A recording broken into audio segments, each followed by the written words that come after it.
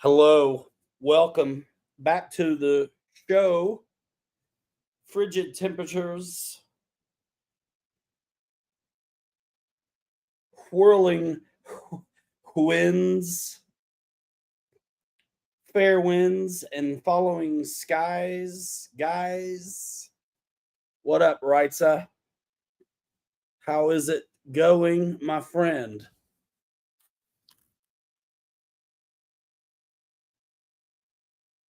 By the way, I'm so mad I missed the Bills game the other day.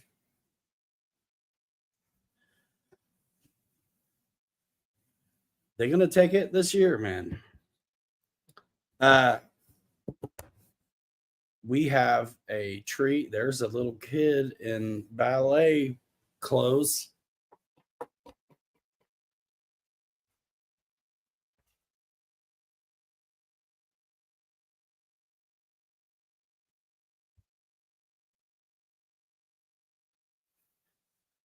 Did I fix it at all? A little bit.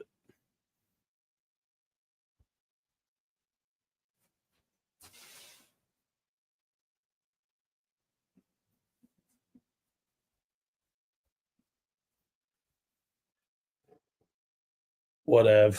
That works too. What's up, Eric Quinn?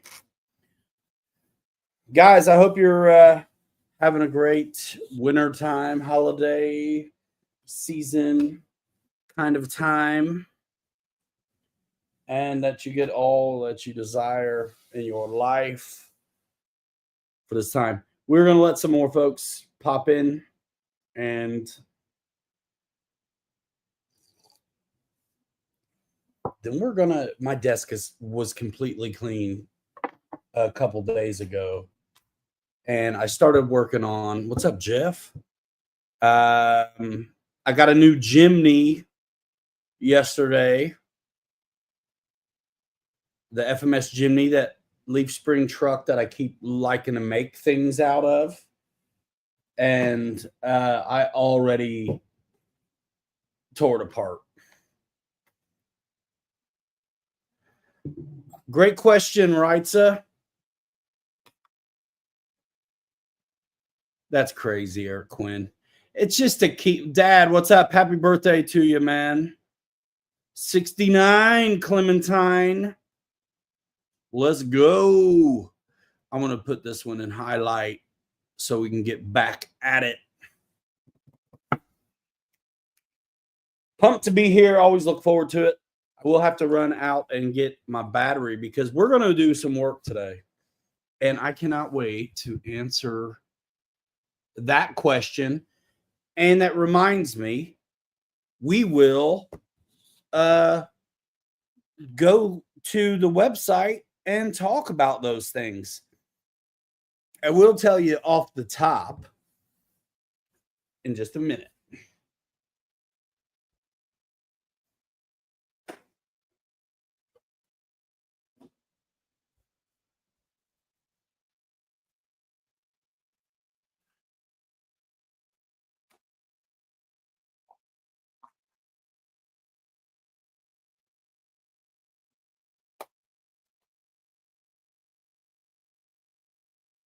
Got the heat on a blazing. So the Pro Kit,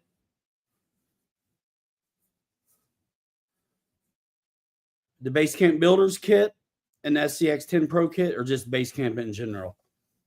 The SCX10 Pro Kit is a kit that is built for competition. The chassis rails are different, where they're like a flat material rather than a C channel. And there's a slight, instead of a flat bottom skid where the links come in together in the middle, there's like an angle, like a breakover angle, beneficial to getting over things. So great question. And I think what we'll do is go to the website and we'll show you. I think I've been tempted to get that builder's kit, to be honest. I think they both have straight axles. because I think the portal axles for the Pro scale kit, SCX10 Pro kit, I believe it comes with straight axles, and the portal axles are an add-on. The Basecamp Ready to Run comes with portal axles on it, but the kit that I keep building is straight axle, which is why I keep getting it. I like that. So we'll go look at that. I know the price is amazing right now on that Pro kit. I haven't built one like that yet. I've built Vanquish, a couple base camps. I feel pretty good about the Jimneys. But yeah, I did roll camera last night for the unbox and the breakdown and the first mock-up of the FMS Jimny kit. We'll get it. We'll get into it in a little bit. Got my coffee. Today's Thursday, which is Friday Eve, which is a fantastic day. The way it's positioned in the week means the weekend is near, and I like that slow motion for me. All right. Right, so let's do this. That's an absolute great question. And I need to do some shopping at Horizon as well. And this holiday season, think of yours truly or your favorite influencer and get that cookie on you. Click through affiliate links in promotions or description in videos is how you have to get it for me. There's no more. I don't have a website anymore. So you have to do it on purpose. You know, you got to go to the website, to YouTube and do it that way. And I appreciate that a lot. So RC This, I love that name. What's going on? We are getting ready to open up a window and answer a question or two about the SCX10 Pro kit and compare it to the Basecamp Builders kit, which I have built a handful of. And the Pro kit, I keep looking at it too, right? So I really do. So let's check it out. Let me get rid of the new comment. I think we've done a roll call for about everybody who's in the room right now. RC This, Jeff and Laura, Alabama, Eric Quinn.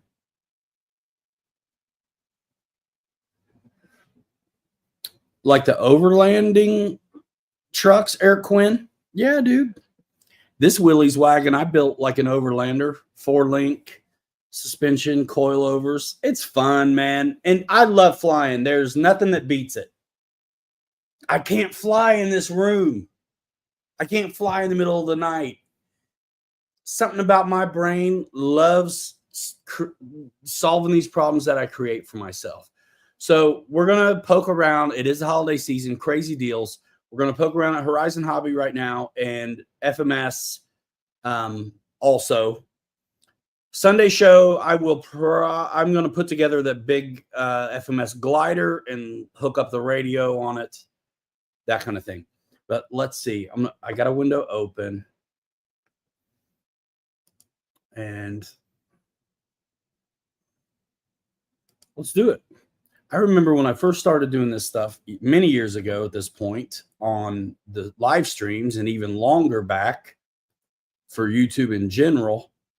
Oh, if I'm not careful, I'm going to open a vortex.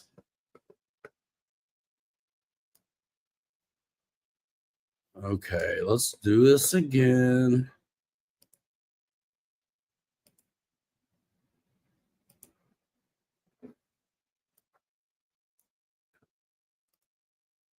I was just getting ready to talk about how slick I was as I completely mess it up.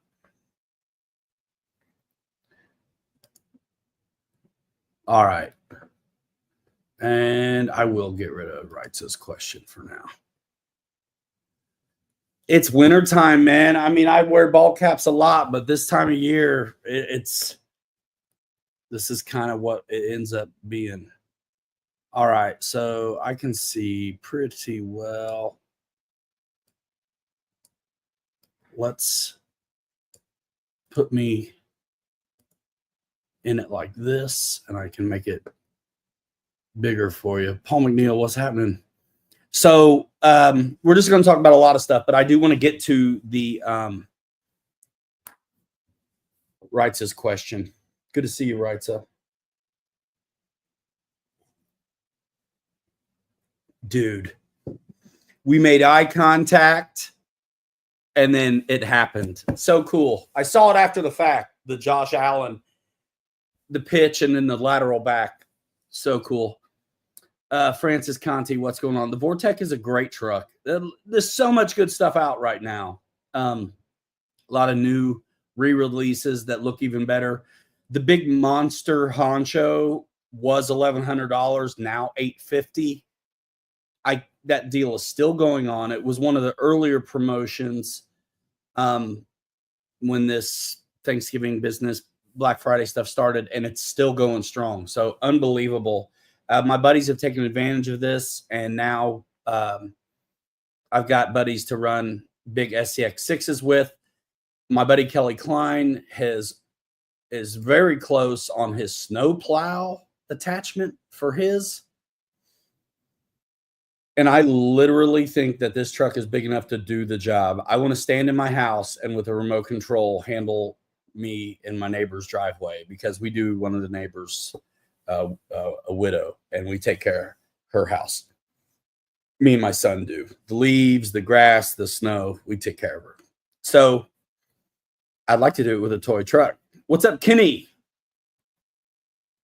No inside joke, man. You're good. All right, so listen, let's just get to this. We're just going to start up here at the top, and we're going to, when we get to, they do make tire chains for RC trucks. Yeah.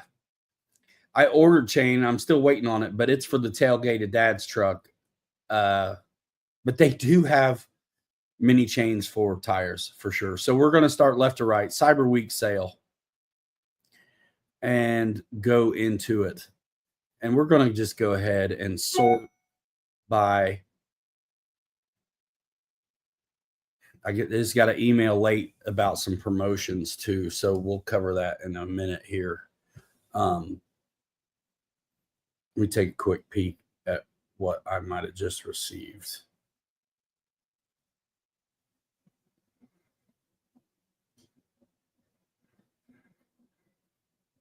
We'll go over that today, and for sure again on Sunday. It's a lot of airplane stuff from FMS. What's up, boss? So like I said, $850 for an $1,100 truck. Think about the points that you'll earn. Use the links in my description, guys, please, to if you're going to do this, or if I inspire you to get on it. Thanks. But the honcho, the RC truck playlist on my channel right here, I've got some SCX6 videos. I think they're really good. You want to see the SCX6 honcho or the Wrangler in action? Go to my RC truck playlist. Check it out. So crazy money off there, $250. That ends in 3 days. And I think a lot of these Cyber Week deals are going to end on the 8th, like I said. The Big Rock, fantastic 6S truck, $150 off, $100 off the always popular and bad to the bone 90mm E-Flite Viper. I know a lot of times this time of year people do this top 10 countdown. The thing is, we do this together all the time. So this is just more of the same. 4-wheel steer, 10 scale Capra is $100 off. This bad to the bone boat is finally back in stock and runs on 4S. It's $100 off. It's a jet boat. So it's great if your water is full of junk that would foul a prop and rudder on a regular boat. So it's a nozzle that vectors, and a very capable, fun boat, the Jetstream. I would like to have one on a trailer for when I'm out in the woods with my buddy. We always come across, there's always water. There's a river or a creek or a pond or whatever. it's that good to roll, Jay Woody. But I mean, always, most people aren't going to know the difference unless they're hardcore into it. Steering servos always seem to be a great place to do upgrades to. But when I ran mine, Honcho, it was stock. I did play with the tires because I had them, but it was stock. I did upgrade the steering servo on my Wrangler, but I kept the Honcho the way it was. Save big money on this helicopter. And now we're getting to Wright's question. The boat that we ran the other day is like $90 off. The 3S Infraction, great for a rally car, street basher, good time. Unofficial oval racing, I think that's a fantastic choice. Again, this boat's $90 off. There's some other things, and we'll check that out, but we're going to look at the Pro kit right now. So when this thing was released initially, it was $430. Now it's $299. Real Flight right now is on a wonderful special as well. It's normally $200. You can get the software only one and this, that, and the other thing. But if you've got somebody you want to get Real Flight for and they don't have a remote control already, the normally $200 Real Flight Evolution package is now $99, and it comes with the remote control. Again, normally $200.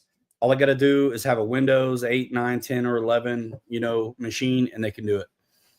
So, right, so let's look at some of these pictures. You can see right away that the chassis rails are a little bit different. What's up, Wild Bill? Are a little bit different than the C-channel stuff that we're used to.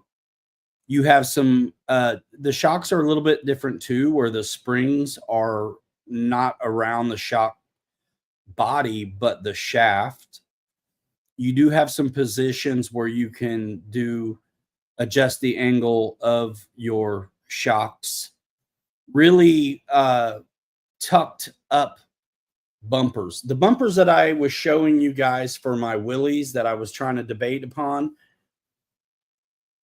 I bought the bumpers for this thing. So they're nice and tight, and I showed them to you. I ended up going with something else for that rig. But yeah, let's cycle through these pictures. So flat rail chassis, the skid plates are different, and you have a breakover angle engineered into that bottom skid plate. What's up, Tim? The motor and transmission is super low on this. It is straight axle. I can tell by looking. And you have the high clearance links that you can see in the back. They have that bend on there. And you can either do a chassis mounted servo or an axle mounted servo. And as you're building it, you make the call which way you want to go. So I've seen other guys tackle this project, and it's in the book where you're able to choose as you're building it how you want to proceed in regards to the steering servo location. And you can see along what would be normal arches on our other crawlers, it's a little bit more purpose designed, but there is multiple options for body mounts here along the chassis rails and shock mountings. But the goal of a kit like this is low center of gravity.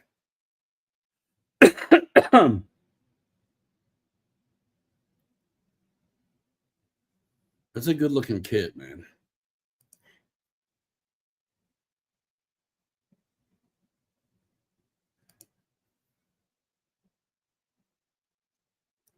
And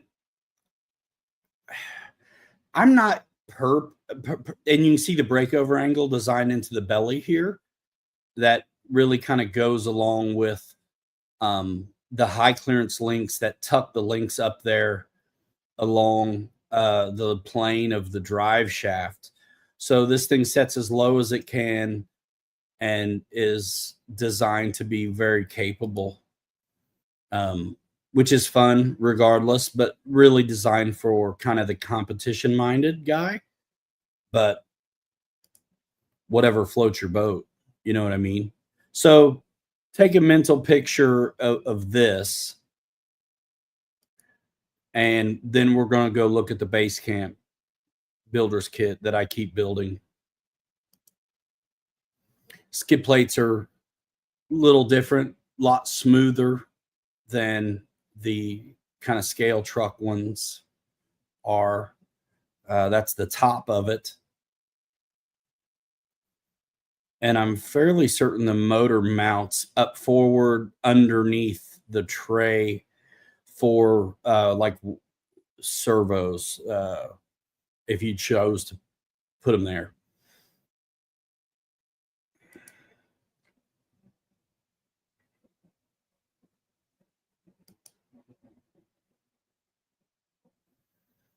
It really depends, right, on what you want it for. I mean, probably the Pro Scale kit is better for performance, but you know, if you've been hanging around here long enough, you know that I think it's fun to have stuff that maybe it's not necessarily made to perform, but there's little cheats you can do that make it a lot better. I personally, if I were buying one of these today, I would definitely be inclined to pop on this because of the discount, but I really do prefer the base camp kit. The one thing I like about this is where they have the motor and the transmission looks to be a little different, but I'm really not wild about the high clearance links. But I do like to get my hands on all kinds of things. So it depends what you're wanting to build. If you want to keep it scale-ish, more scale, you can dress this up and make it look scale, but it is definitely made to be a performer. I think the base camp kit is good. I do want to take one more look back at the axles. If they have the trusses built into them. They don't. So if you did want to, it may be easier to do leaf spring mods to these axles than the ones that I get for the ones that come with the base camps, because they have these trusses that would have been welded on in real life already fabbed into manufactured with the axles. But look how low that sits and that breakover angle on the belly. I mean, it's a performer for sure. But man, you can make a base camp kick ass. And I've done it. So it just depends on if you want to take advantage of the savings or not. This would be a 1/10 scale truck. And yeah, the motor and trans it's lower, but it is still pretty much there in the middle. And you can see here how they've laid out the electronics, where they do have the chassis mounted servo for the steering, which is a little more classic. I like that a little better than having one on the axle itself. I feel like if I had one on the axle, in my case, yeah, the base camp is a little bit better choice. And because I've built so many, I'm very familiar with the process. I think the book is a little easier to follow on the base camp from things I've picked up watching other crawler channels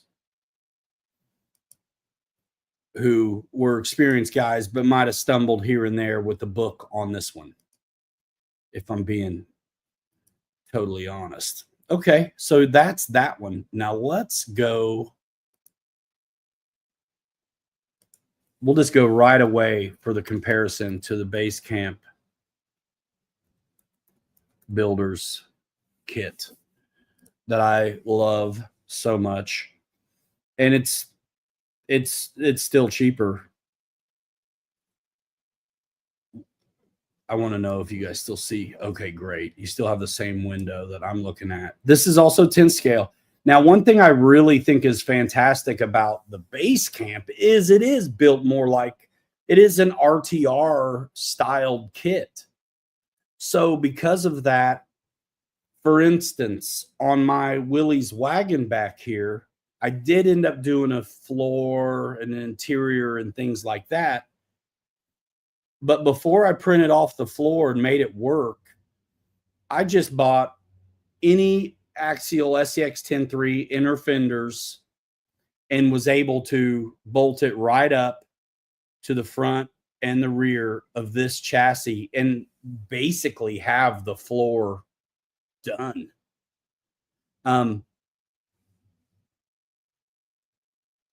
Yeah, definitely. So I do like the base camp a lot, and you can play with the ride height on this. It's still straight axle, but you can see how these axles have the emulated welded on trusses for strength, which is fine.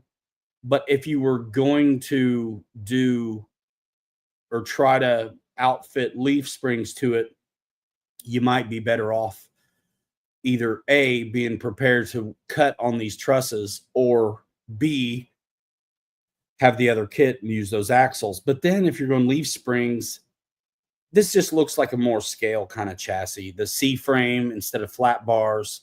You do still have some modularity potential with where you put the shocks and things on these shock towers. When I build the base camp kit, I do not use this big battery tray, this battery tray, these cross members in between the shock towers where you would house body posts if you were doing a clear body or a Lexan body. I don't use that. I use it for other things, but with the 3D printed bodies and interiors and things that like that I'm doing, I don't. I do use the one in the front though, because it doesn't harm me at all. And I actually fab up the body posts with screw-on magnets that work really well for the hoods if I don't want to hinge them. So I think that may answer the question a little bit, but there's the trusses I'm talking about. And of course, the more classic coilover shocks, but you can see multiple positions for the shocks if you wanted to move them around and play with the geometry. Nice, Bill. Thank you, man. $100 and you get the controller. It's killer. This is where the dig servo goes if you want to do it, or you can just do the lockout. I just always have it locked lately, you know. So it's lock diffs all the time for me. But yeah, on my base camps, I don't use the battery trays. But that's basically it. And I think unless you are comping, the base camp is probably a better choice. But it is pretty neat having the opportunity to get that pro kit at that discount. There's the receiver box if you use it. I don't. And you can see these skids are a little bit different. And this is going to be, instead of with that breakover engineered in, it's just flat, which is totally fine. Totally fine.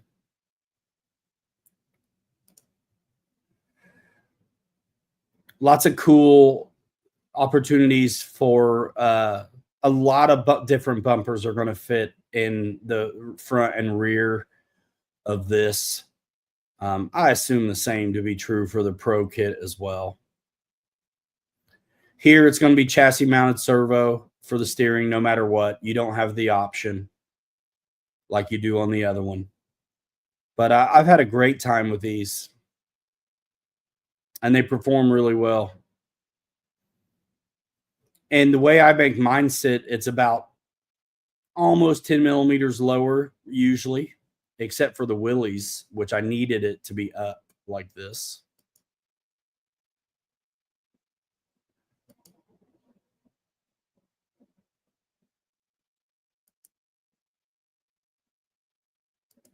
Good times though.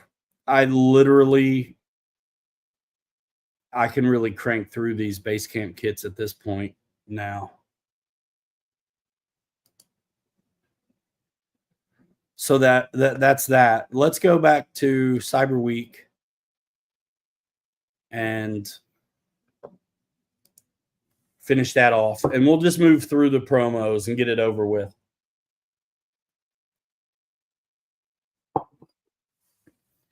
There's some killer stuff though. Like I said, it's great for me, I like starting with a high price.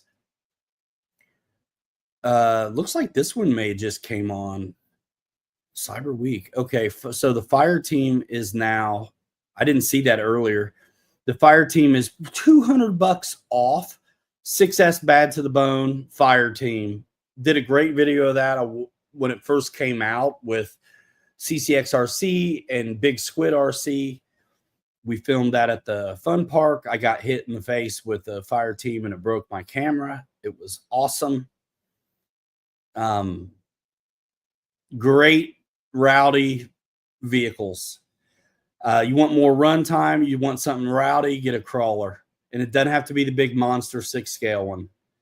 But if you like that big 6 scale one, being able to save $250 is nuts. Okay, again, I went through these. Heli boat, infraction. Right now you can save $60 on the NX7E, which is fantastic. We looked at the Pro Kit. The Apprentice is $50 off. Chargers, get it while you can. I love those smart chargers. They're great for all kinds of batteries, honestly, as long as you got the adapters to make it work. And I love being able to check out the individual cell voltages and the internal resistance. Every now and then you'll have a battery that charges up just fine, but it fades on you fast. And you can't help but think it's your motor or your speed control. Toggle down one more time and you can see the individual cell voltages. And if they're way out of whack, that tells you something. But if you toggle one more time down, you'll see the internal resistance individually on the cells as well. It needs to be a low number and they need to be close, just like they are on the cells. Now, the numbers won't correspond with the voltage. Your full charge, 4.18s across the board. You look at the IR and they're all at 2.2. That's okay. You know what I mean? You just don't want an IR to be really high and way out of whack, just like on the cells. So I love these chargers for having those features where I can look at those things to help discern what might be my problem at the time. Every now and then you do run into problems with your equipment. And if you have a really basic charger, you're not able to see that information. And when you are trying to discern what's wrong with your item, whether it's a plane or a truck, it's nice to be able to have tools in regards to process of elimination. DX6E, best bargain radio on the market. $199 right now, normally $250. The DX6E is a computer radio that's going to give you access to forward programming. You're going to enjoy most of the features that all of the users with NXs and DXs and IXers are able to access. Now, it is E for economy and entry, so there's not quite as much. You're not going to have voice that you can set up and some of the telemetry, but a computer radio to get the job done, the DX6E is amazing. Anybody who's got a DXS knows they're fine for what they come with, but if you want to use them for anything else, it's clumsy at best. A brushed 4x4 for $150. This is 10 scale. My first good basher was one of these.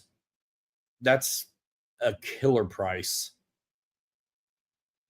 And you can run 2S lipos on that. It's going to come with a nickel metal, but you can pull the pin and go with 2S lipo if you want. Again, real flight for $99 instead of $199. I mean, come on. Little mini T is $50 off. Good stuff.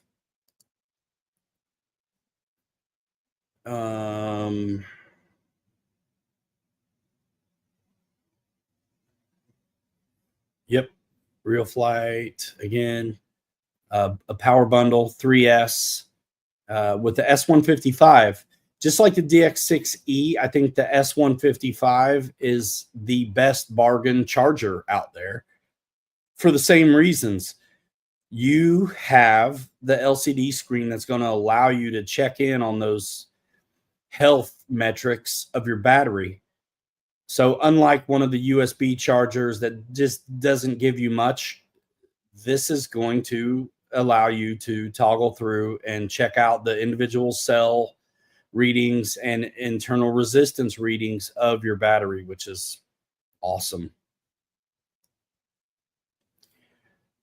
More chargers and things. All right. And now we're going to just bust through into, we started at Cyber Week. Now we're going to check out Doorbusters. December 8th, there's TJ. We're just going to go ahead and sort this again. High to low.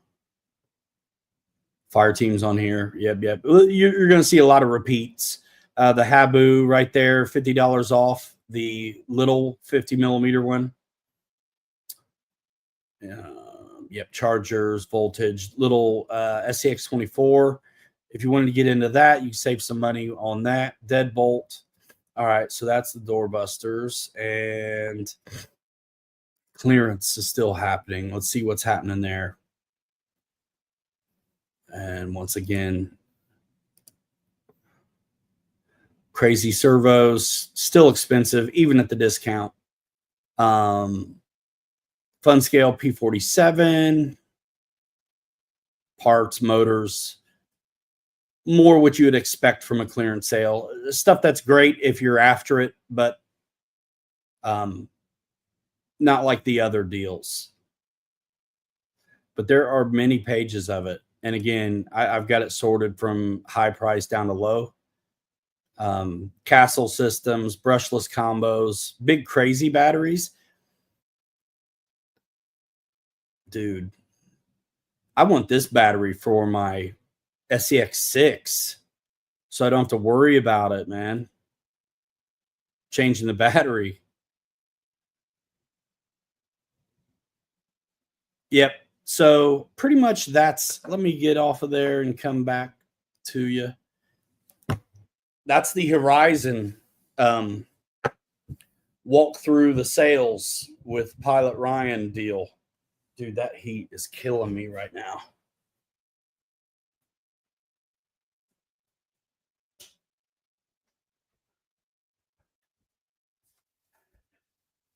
Killing me, Smalls. Whew.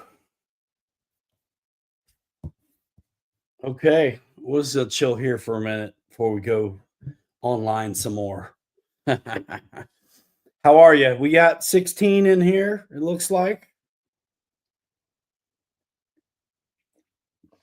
I don't know how. This is so good. You know,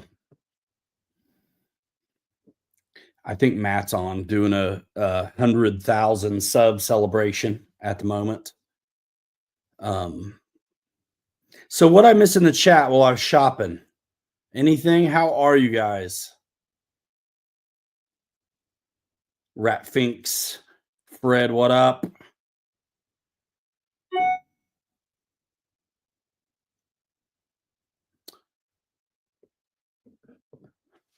Let me take a peek at that email I got again.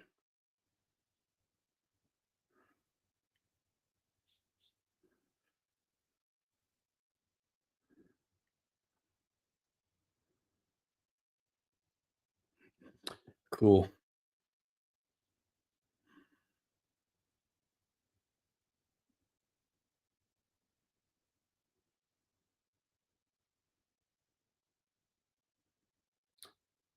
Get ready to click to FMS model through the link in my description, and we'll go look at the sales there too.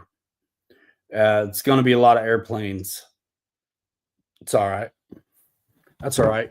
I think we do that, and then we get on this chimney. Let's get on the chimney right now a little bit. Guys, you know that I think the FMS 1/6 scale chimney is the best kept secret in scale building. if you buy the FJ40 from FMS, which I love, or the Michigan from FMS, which I love, they are the same chassis as the Jimny, except that they come with like a 4-link suspension and like coilover shocks. I did the leaf spring add-on kit to them and basically made them a Jimny. Now, the Jimny comes with the leaf springs on it already, but they are low slung. So the ride height is completely very pedestrian on the Jimny versus what you get after you do the mod to the Michigan and the FJ40. But for all intents and purposes, it is the same chassis. The Jimny used to be about $350, and now you can get it for like $200. So I don't mind grabbing one and getting rid of the body, which has good parts on it. Windows, there's a window in the front, real nice seats, steerable steering wheel, nice mirrors and windshield wipers and things that you can steal. So last night I got my brand new Jimny out of the box. Fred turned me on to the sale price. And this is what this Jimny is going to be. I already changed the tires, but I think you guys may remember me talking. I wanted to see about what happened if I left it alone for once in my life. And so I've mocked it up with the Travelall, and you can see the leaves are below the axles here. And I always change that. I thought maybe this would work for me, and it honestly does look really good on the ride height. However, I don't like how much, by the time I get this up off the wheels, I don't like how much of the chassis hangs down. So you have to make decisions. Do I want to cut up a bunch of the floor and do my axle swap like I always do and have to cut on the floor to make it work? The answer is yes, because I've done it so many times for one thing, and it's very easy for me to do at this point. Where I do have to cut up the floor for this transfer case is not going to be a problem because the big old bench seat's going to go there anyway. Right? So I've made the decision. I am going to go ahead and flip the axles to the bottom, which creates the necessity for me to also, after I make it super tall, I have to do all my little tricks to bring it back down again because it's too much. I have to change where the servo, usually I'll come from the bottom if I can, or be willing to space out that servo so I don't ruin my geometry. When you do get the leaf spring kits from FMS, they send you the black bits for the front and the black bits for the back that have the shackles and the mount positions for the leaf springs. The Jimny comes with this thing on it, and it's nothing wrong with it. But one thing I think I'll point out is the servo is oriented this way. A lot of times on these Jimny custom builds, I've had to lop off the front a little bit. So the fact that the servo is oriented this way, I could work around that, but because the Michigan and the FJ40 already have this as the front end on those, when you do that modification, you end up with an extra one of these. So I used the extra one of these on the trimmer's truck already, and I had one more left. And so I swapped the beige stuff out for this one, and you can see how the servo is oriented completely differently. How do you see this well? It lays the other way. So I have, instead of a servo going all the way up to the front, I have all this material that I can, I still have to be able to mount the shackles, but I have a lot of opportunity to do some cutting on the front if necessary to make it happen. So yeah, first thing I did was put, these may not be the wheels that go on the Travelall. I may go a little more old school. but this is the same size of wheels I want. And I just have to point out, when I plotted out the coordinates in the printer for 13 inches on the wheelbase and measured from the top of the arch, I think I nailed it. So this got blown up to, I think it was 115.41 rather than 100 on the scale in the system. My Bamboo 3D printer. What's up, Mountain RC? So yeah, took the chimney apart last night. I actually filmed it and started editing on the video already. So if you guys want to kind of see me talk through tearing apart the chimney, how good I think it is, and the mock-up of this that should come out soon. I got to finish the edit, but I did want to mock it up on the stock ride height and see what I thought. It's not going to work for me. I'm going to go ahead and do what I always do, which is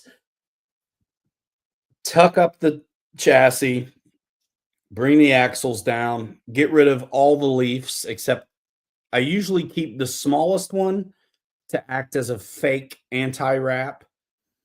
So I'll keep the smallest one and the biggest one. The biggest one has the hoops, which are going to help you do the mounting. So that's what I'm going to do. And that's what I always do. And that's what I'm going to do again. So I will have to cut on the floor a little bit, but you can see the motor. This is the FMS motor. And you've seen me work around the motor and transmission that takes up all the space in the middle of my base camp builds. Look how compact the FMS transmission is. This is a brushed motor. All the crawlers usually come with a brushed motor at this point. But it's easy to put the brushless motor on this. And I've done it, and I'll do it again. But I just love how compact this is. So the whole motor and transmission is right here. And if you use a 2-in-1, you don't have to find anywhere to put a speed control. So all you got to do is figure out where to put the receiver. It's awesome. Guys, my buddy Wild Bill's about to hit 300 subs if he hadn't already. Somebody drop a link to his channel in here. Let's get that before I forget it. But not much cutting to do. So even though I'm going to bring it up and everything, I don't have to cut at all the interior for the motor and trans like I do on the base camp builds. I'm only going to have to nip at the firewall a little bit on this. Fantastic. And like I said, there's the transfer case. Let me get the benches. Yes, Dan, I am.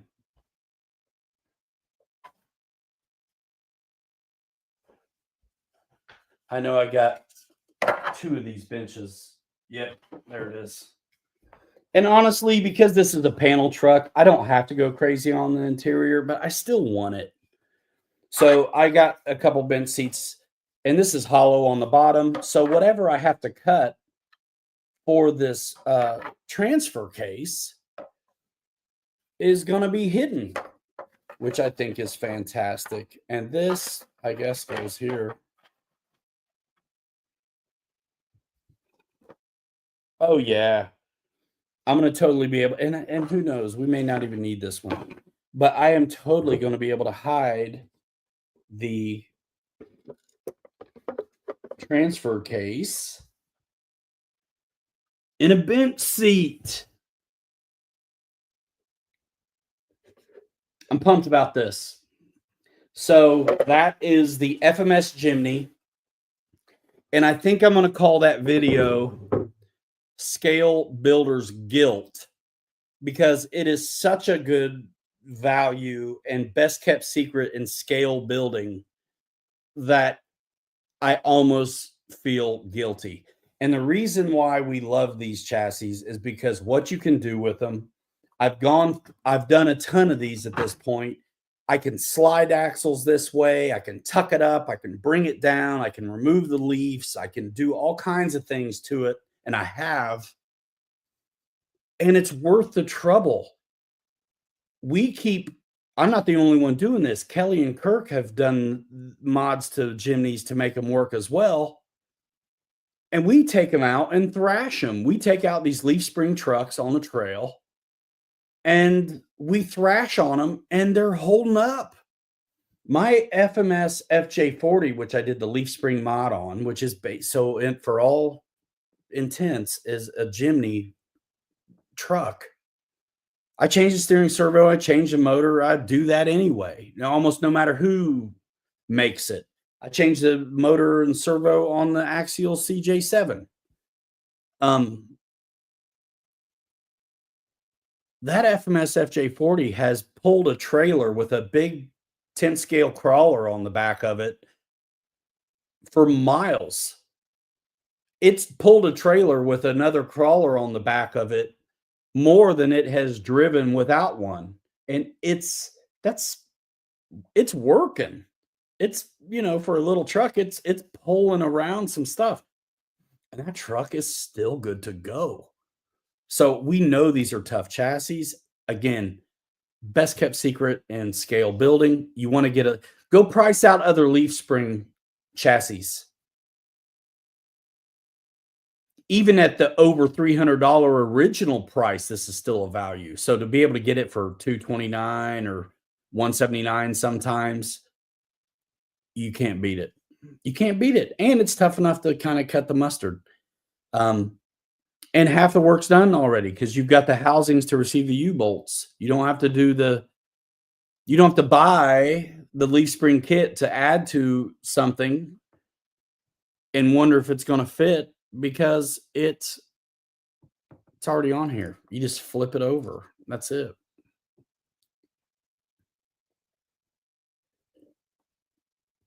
And I still might do it. We're an hour in already. That's crazy. I actually was going to flip the axles on tonight's show. We might do that, but let's go looking. Let's go to the FMS site real quick. I want their LC80, by the way. Fred's got one.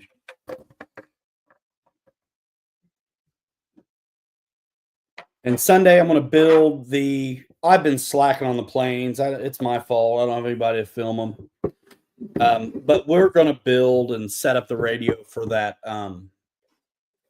glider on Sunday.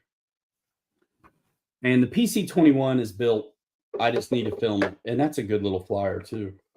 Isn't this going to be great, though? I am so pumped about it. I love the patina. I think it looks really good.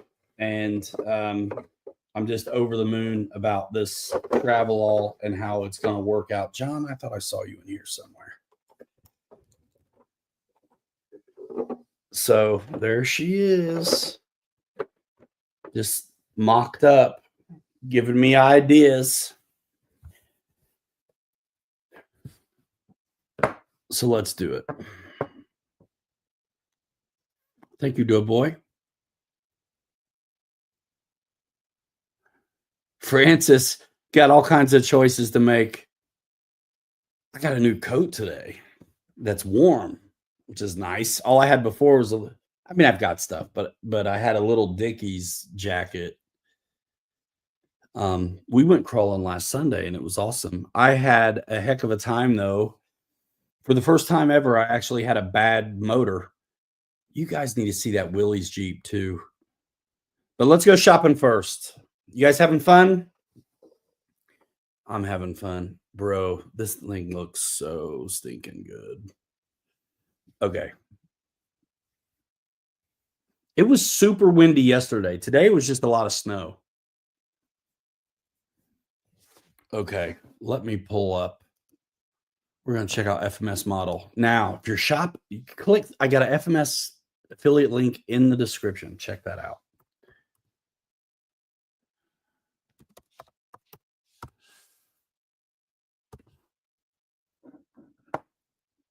But there is so much promotion going on these days right now.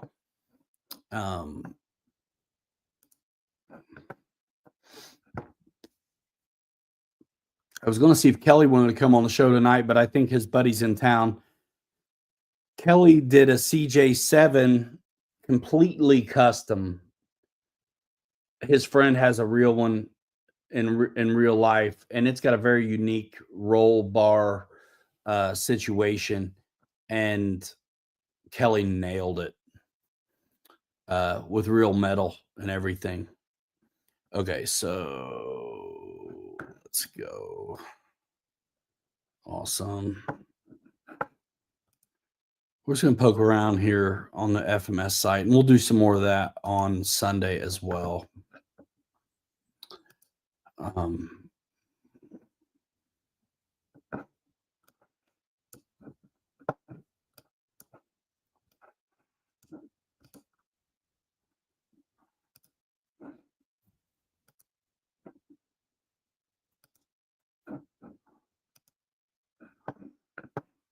Awesome. So, man, there is all kinds of sales going on here too. Fog City, it's been a minute. How are you, man? Where should we start? Let's just go. Oh my gosh. Look at these promotions. Let me see which one did they send me?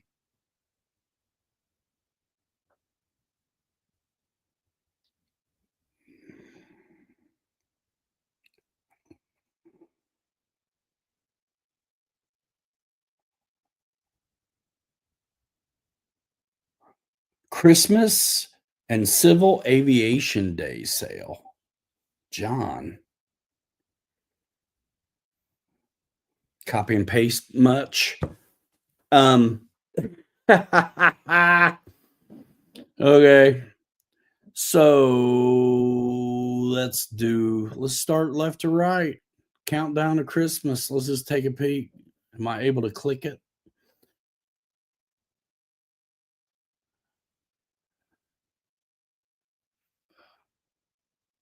There's some chances to win, things like that. I invite you guys to explore this page. Sign up to win if there's that kind of potential, and do your shopping. There's tons of sales right now. Use my FMS link in the description to go there and poke around. I am definitely not going to go through all of this right now, but there is a lot it's offering. $70 off, $50 off. The big beaver is $379. I saw some crazy good price on the pits. The big monster old SU-30 is $579. Everybody loves a Trojan. Those are $319. 1400 millimeters means it's 4S power, 55-inch wingspan. 1700 Mustang, $519. Come on. I need to get a second job for RC. The RC car sale. A lot of smaller scale things, but they have some really cool 10 scale stuff as well. And as you know, I just love that Jimny. Painting and photo challenges. They have a lot going on here. Very interactive with the community. I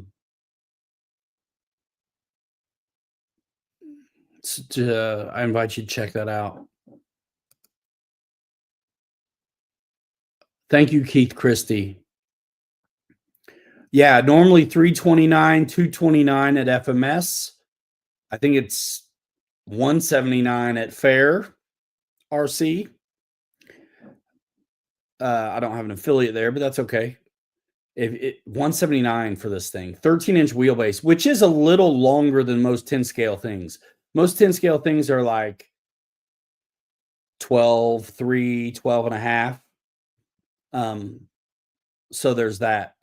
I do want to look at, even if it's not on sale, I do want to look at that LC80 one more time. It's not on sale, and I'm not surprised it's not, because it's new and they're crushing it with it. So I'm not necessarily worried about that. I think they had a crazy price on this F86 right now. Didn't I see a crazy one earlier? I think the big Scorpion is, oh, there's our buddy. The big Scorpion is, look how big that SU30, not really SU30, but the FMS version is.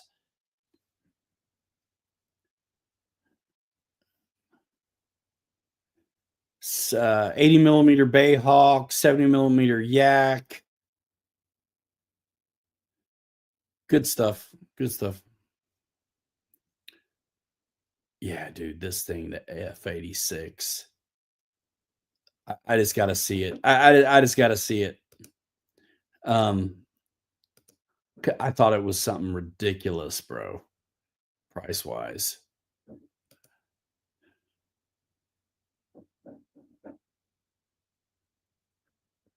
Let me click it. Is it clickable? I think it's like $100 off or something. This thing is a very good one. Shop all EDFs. It's an 80. $459. The Rafale, my favorite Delta Wing, $429. The Super Cub 1800, 1700. My bad. PA 18. Fantastic. Nice articulated landing gear as well. All right. Lots of cool stuff to see there. Take advantage of the savings. Use my links so they know I'm still relevant.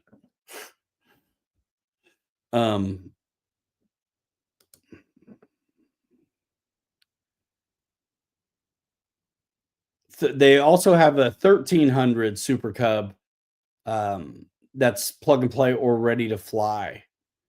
There's that. 1220's got a new paint scheme. I thought it was the 1800 Ranger for 189. I'm like, what? That's a killer deal, no matter how you slice it.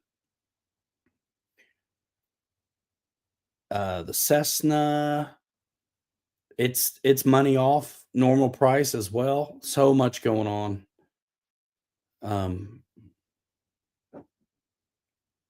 $299 for this dude. I want this Toyota.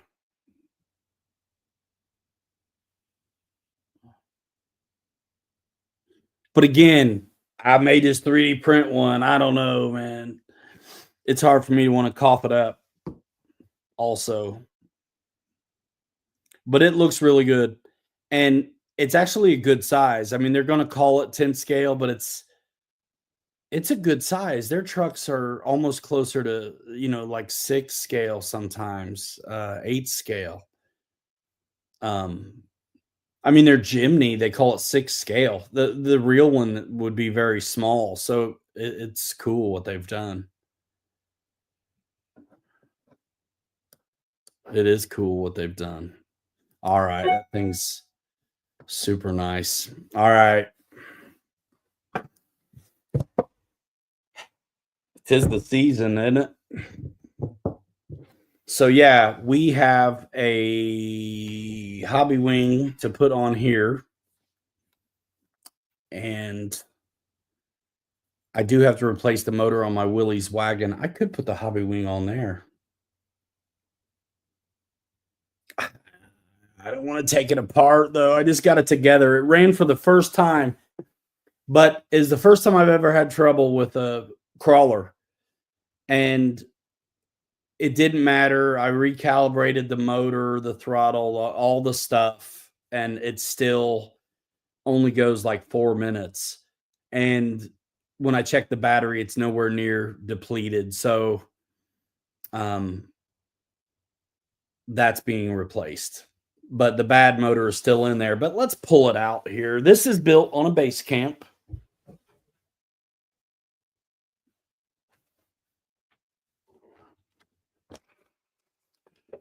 My stickers came finally.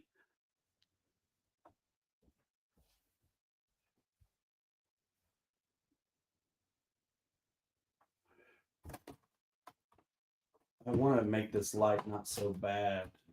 There we go.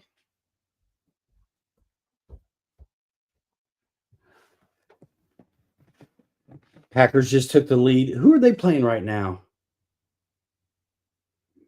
John, you can't leave me hanging, bro. You got to tell me. It creates so like a crazy level of anxiety for me. You hit me, tell me what it is. Because I'll avoid it.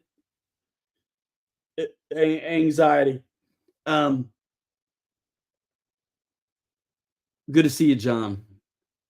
Yeah, check it out. So I got my Fabrat stickers on here.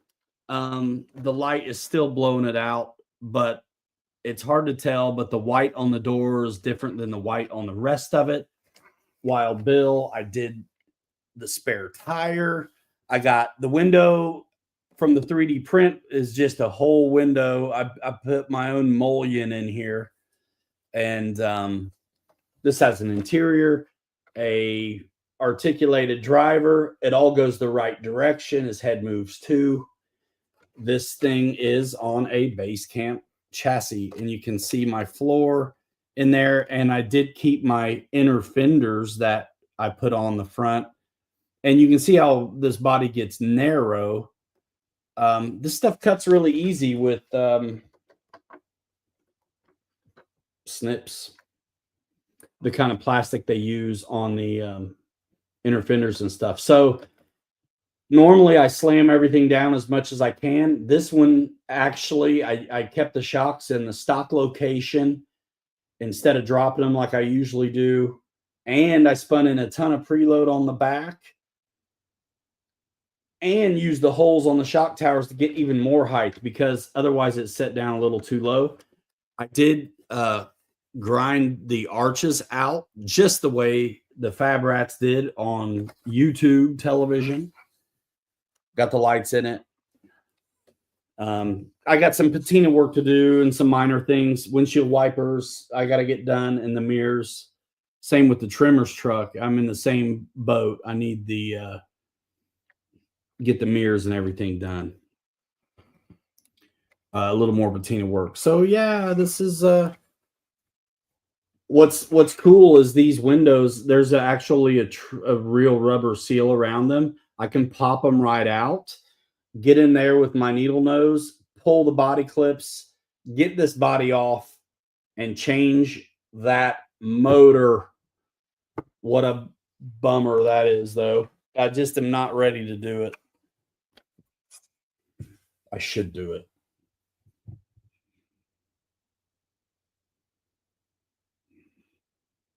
I should do it.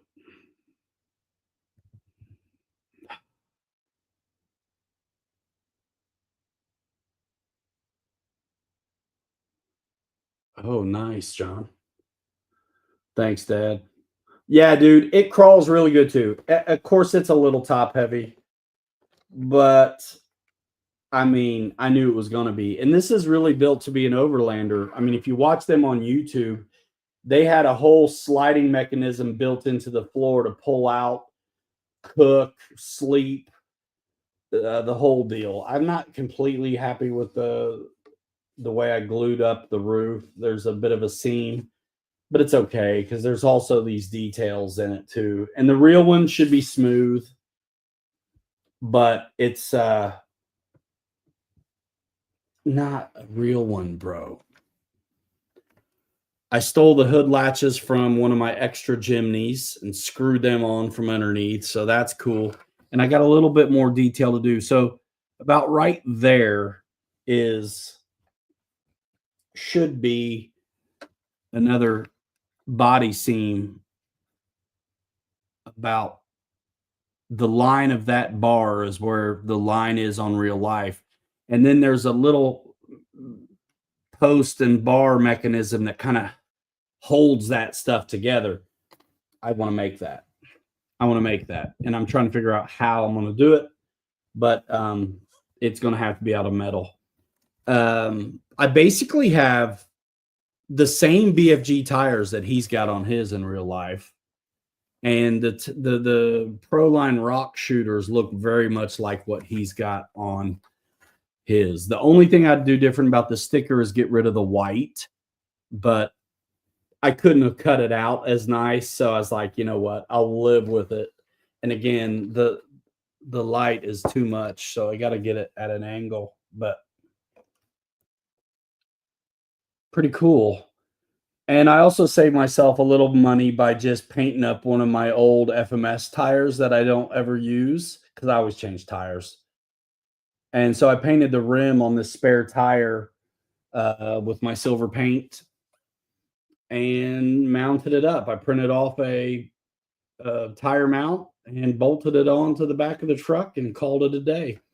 The styrene was amazing. I bought this half round stuff and a little bit of heat. I was able to bend it around. I've been it around something. I can't remember what now. So I could match it on both sides. So a little bit of heat got this styrene looking awesome. It's hard to see it, but there's little metal trim. It's also styrene. Little bit of heat. You can take that turn and handle the radius really easy. And it's hard to tell, but I used a pin and heat, and where the rivets are, I got little holes on all of this styrene molding, which would have been like chrome or something. And there too. And so when I patina this stuff, those those holes are going to hold the color, the patina, the rust, and it's going to bring it to life. Chef's kiss, even better. So yeah, this thing is a chunker, but you can't see the shock towers. I got those tactical boxes printed up and covering it up. So yeah, I don't want to take this apart, but I do want to change that motor. Hour and 12 minutes.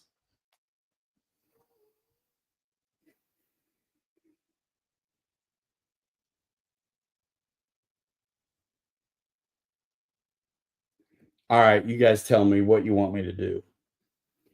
Do we axle swap it on the Jimny, or do we take this apart and put in a new motor? Tell me. Tell me now. If we do this, you get it. I mean, you guys have been following this, but if I do this now, motor, you'll get to see how it went together. Motor says Keith, and Keith, right? Boss and Keith say motor. What about the rest of you guys? Thanks, John.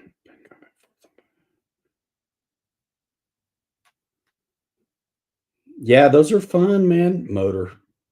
Y'all want to see that more than you want to see the it's because this thing's closer to done, isn't it? Motor. All right. Fine. It may be a quicker job. All right. I know I want to need my needler nose to get the body clips out. So I already glued the roof on. I was working on magnets and stuff for it, and just was not. Heads was motor. It just was not working out, man. Okay.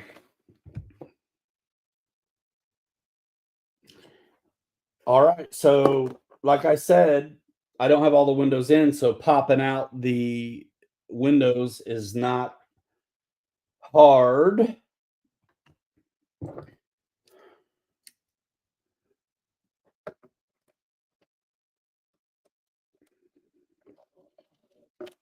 Sweet. Body clip out. Can I get that one from here? It's not even worth it. The window comes out so easy. Not very easy, but it comes out. This is the left one. Left. Right.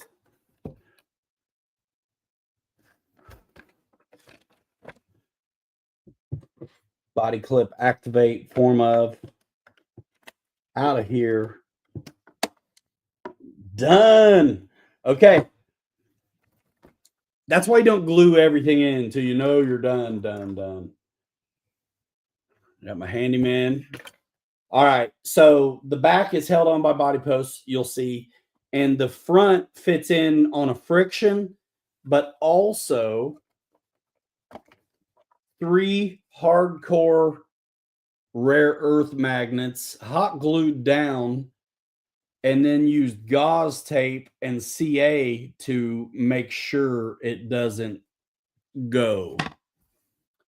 So now I just simply lift this up, and the back is going to be a bit of a struggle, but it'll come.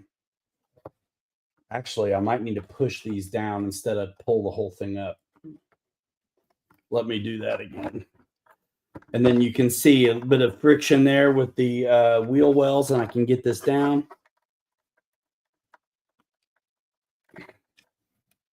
Oh, I didn't pull it out all the way. You big dummy. That's why. I think I can. It's going to be, it's in there, brother. It's in there. I might need to twist. But tight is all right. You know what I mean? I'm going to try this one.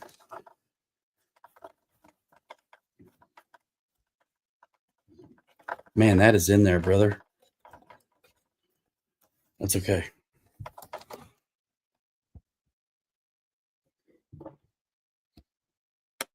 It's just a body post, so it shouldn't be that big a deal to get it out if I can get a hold of it. There it is.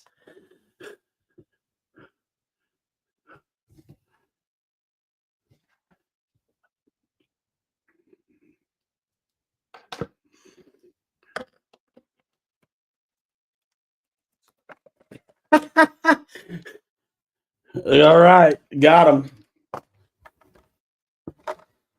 Now we can get it. And I have it designed in a way where this slot keys in. Okay, so now I just got to unplug a wire, and I'll be in the business. One-handed. There we go. And this one. And the lights. No big deal. Okay, that's the body. And the driver is hanging by the steering wheel for his dear life. He fits in this. That looks crazy.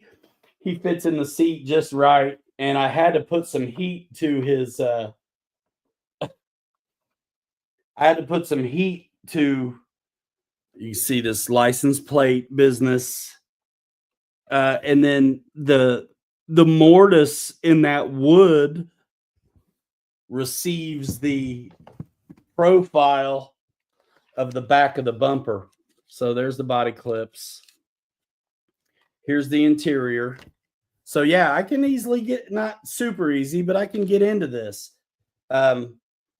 So like I always talk about, the motor and transmissions right here. So the legs and the steering wheel were going to be trouble. I did not use the CJ7 dashboard. I used a Jimny chassis dashboard for the steerable tail wheel. So that's an ABS trim to fit FMS Jimny dashboard and steering wheel, because it comes with a servo in it and everything too. So I did make some concessions on this one, and I have the floor up higher than I usually ever do. But what helped me in that design was the fact that I knew I was using these CJ7 files, and I wanted to hide the shock towers this time.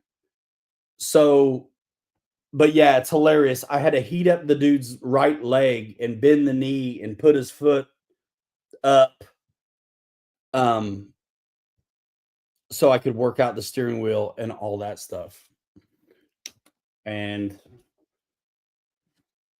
that's the interior. That's the CJ7 files, a couple paint sticks, stretched out, modified, cut up in Bamboo Labs to work for this Willys wagon. It was a lot of work. And look at the notch in the seat. Can you tell that this seat had to be designed? This seat here doesn't have a lot of the bottom in it because the motor. And then I stiffened it up too by gluing these tactical cases in here to help support the floor. So I wonder how hard it's going to be to get at the motor right now. I don't think it's going to be too bad, except for I got a bunch of wires that, and this wooden dowel is loose on purpose. Detroit's playing the Packers. Detroit's totally going to win, right? How can they not?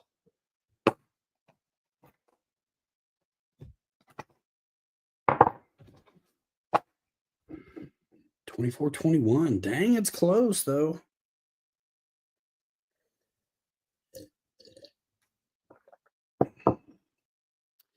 I can't believe it either because I've never really had that kind of stuff happen to me. It's going to be a bit of a nuisance to get at because I have everything so tidy. All my wires and everything is so tidy.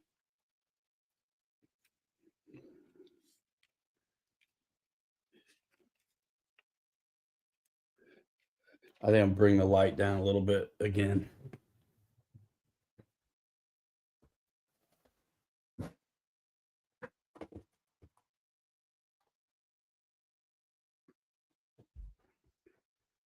On the motor, boss, it's, you know what? I have not had any of these give me any fits unless it was a brushed one. And there is no reason, really, because it was new, you know? So there's no really good explanation. But it's fine. I'll put the Fusion in here, and then the Spectrum one that I'm warrantied out, I will put in the new Jimny deal. Travelall. Always keep my twist tie stuff. 2300 kV 2-in-1 Spectrum.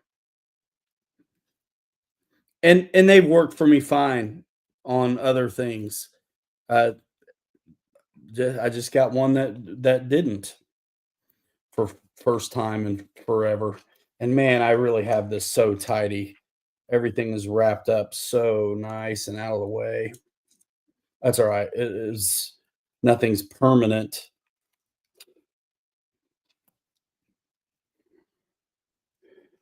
And it's that big old wire there. Oh yeah, that's the on switch, which is glued on, but not for much longer. Dang. It's okay. And if it happens to me again, I am going to start thinking that it might be this servo is too strong. I don't know what else at that point. You know what I mean? That it could be.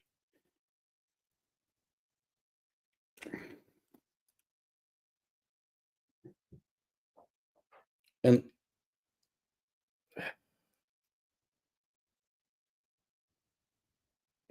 I mean, the receiver bound right up. I don't think that would be it.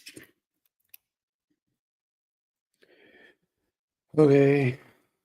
Unwrappy wrap. Once I get the motor off, it won't be a big deal.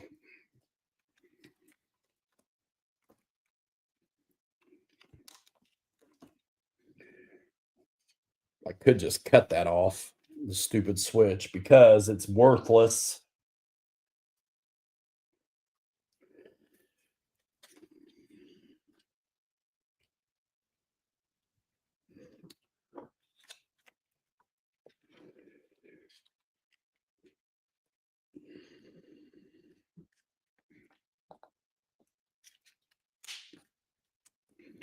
There we go. Hot glue.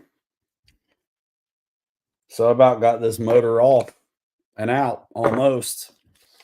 I got to grab the battery for my driver.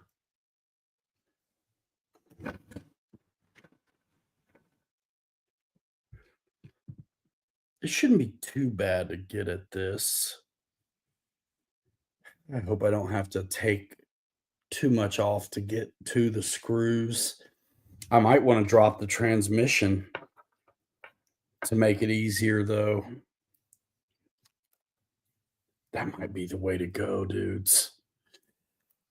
That's probably going to be the easiest way. All right, let me get the battery for my driver.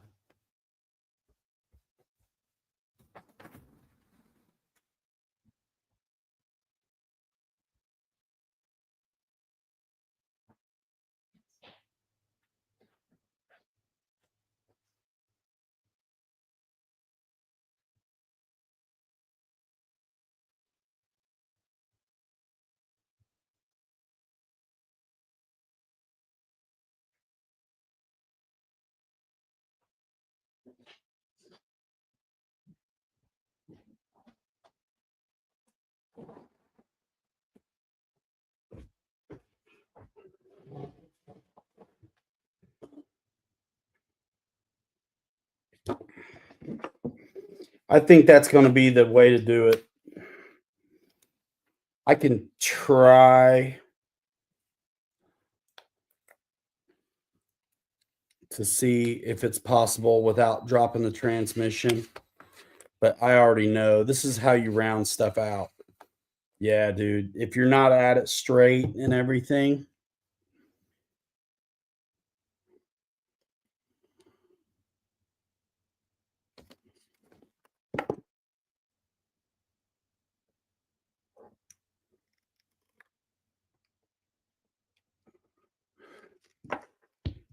instead of dropping it, I can lift it out.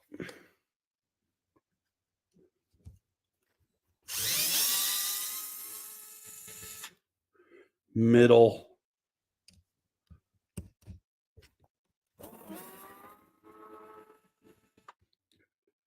Middle. This will be way easier this way, to be honest.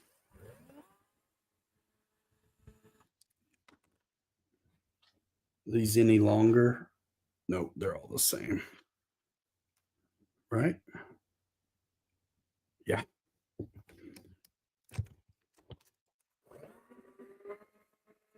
This will be awesome. This will be easier this way.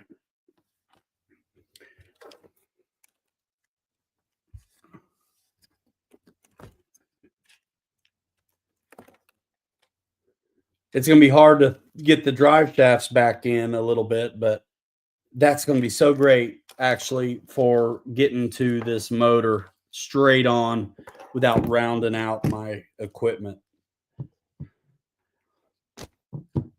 Yeah, this one sets higher than any of the other ones I've done. Look at all the preload in this.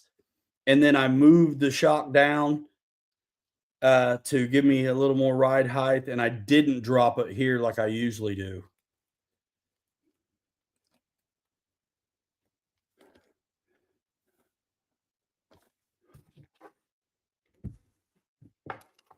This is such a great choice.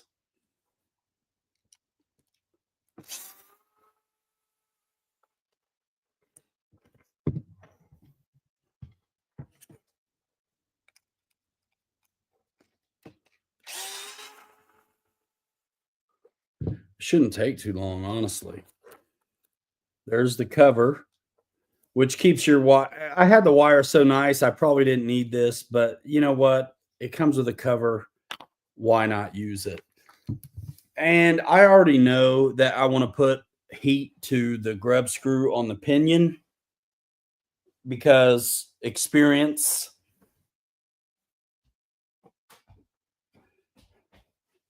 Because if you don't, that's when you round stuff out and you'll be sorry. We'll do that next.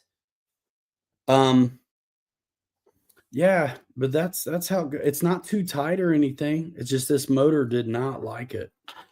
at all. And I'm taking notes of how I had these wires off because that's how I want them on this new one too.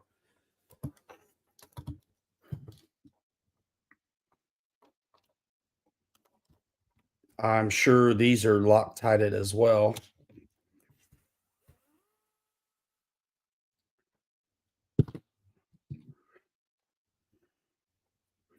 Washer to space it out.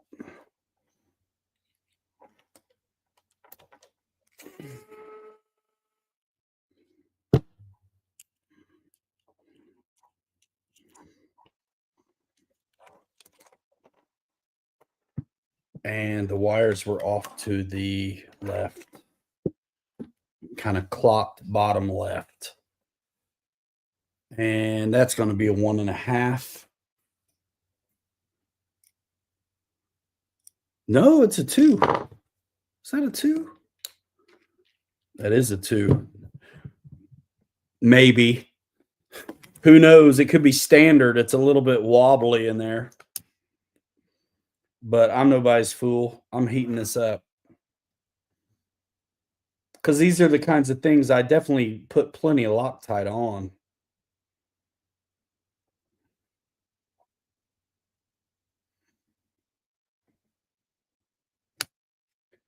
You can use a soldering gun to do that kind of stuff too.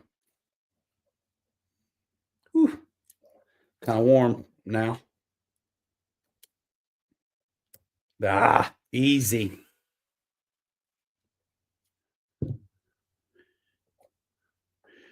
Yeah, that's it's because you don't, when you put these together, you don't think it's coming apart.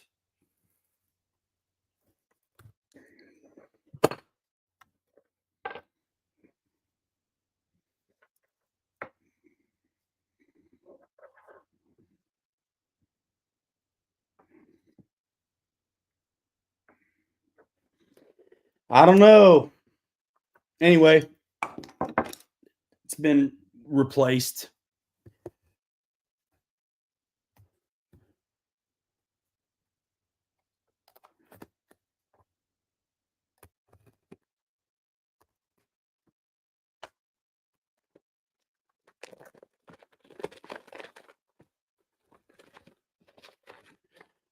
I've used these a bunch before as well. I like them.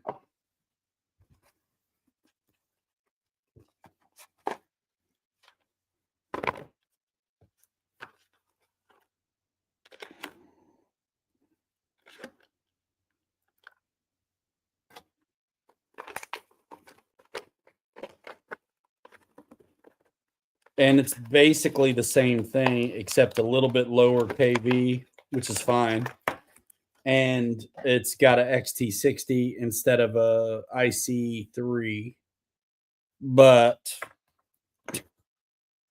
it works the same. It's a 2-in-1.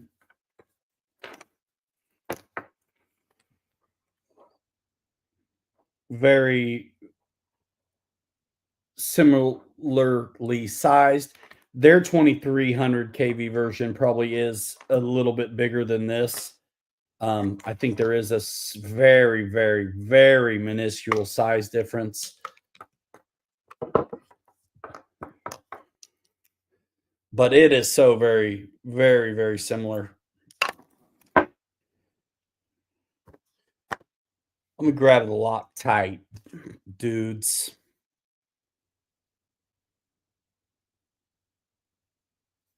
I've never had to program any of these things. Doing the calibration was the most I've ever done to them.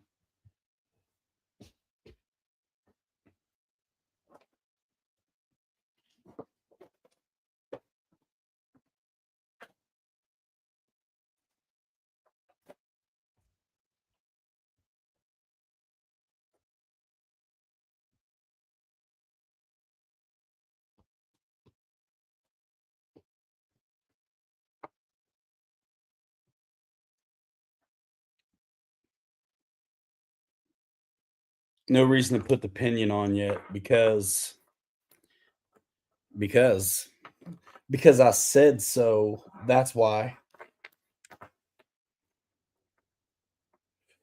I'm curious.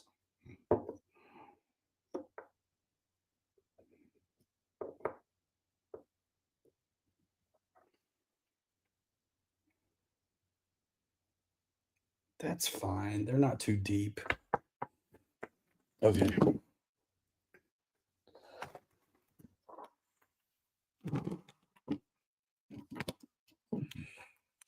We'll get it started, but not worried about the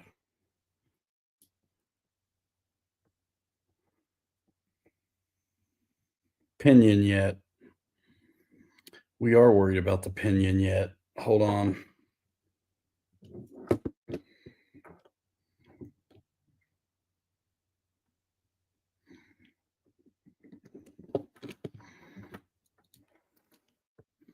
Let's get the spacing right, and then we'll tighten it up.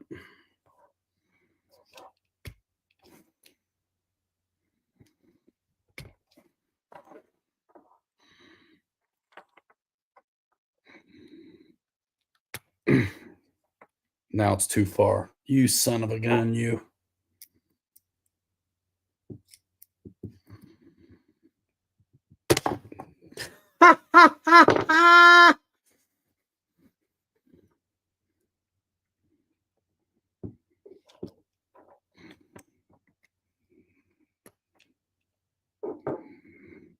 Just a little bit.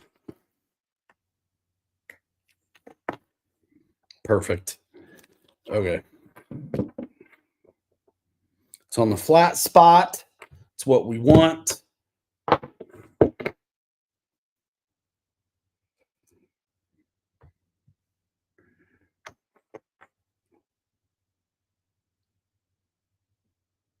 These are low stress, for the most part, applications.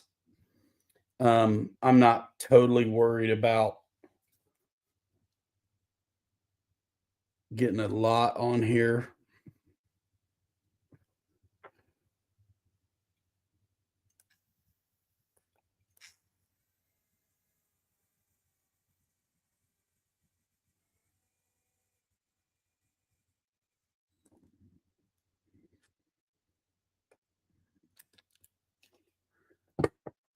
That's not going anywhere. And I'm nuts, so I'll do just a dippity do on the end of it too. What's the score, dudes?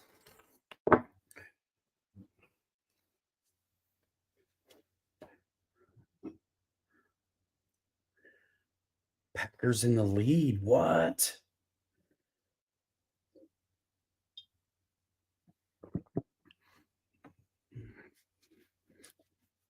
What's the Packers rating? It's got to be pretty good now.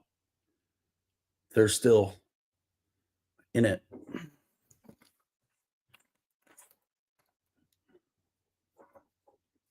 I think folks want to see the Lions and the Bills in it this year. And I like the Chiefs, but I think that's what folks want to see. All right. That thing's off to the side. Hatch.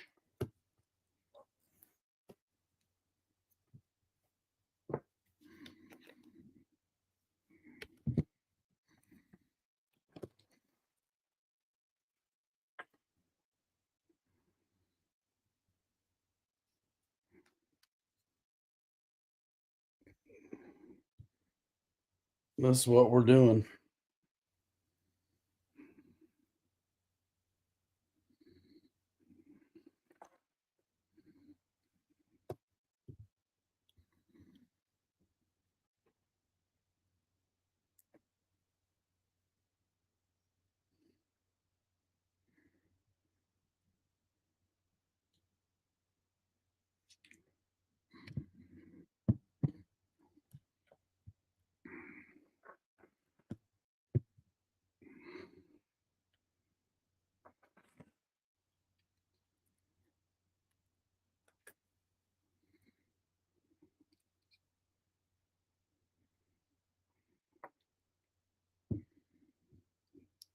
Don't be an idiot.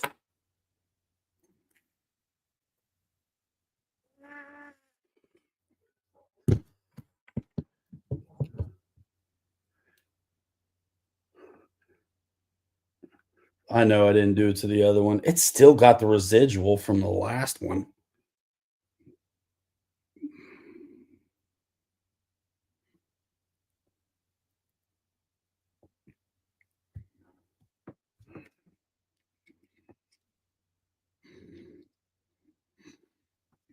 Well, I'm glad to get this done because if I get a chance to go out at all, I'm ready to go with this, which I want to run. It's not done, but I do want to run it. I got ripped off when we went out last time. And so with the mesh, you don't want it tight. You just want it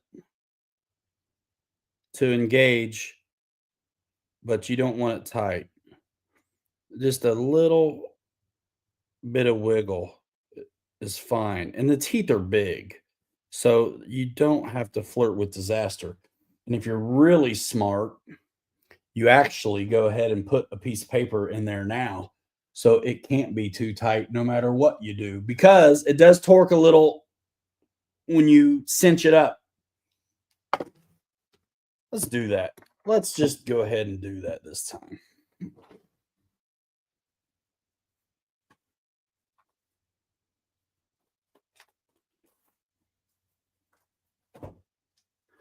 Let's get it started. And he much playing those gears. If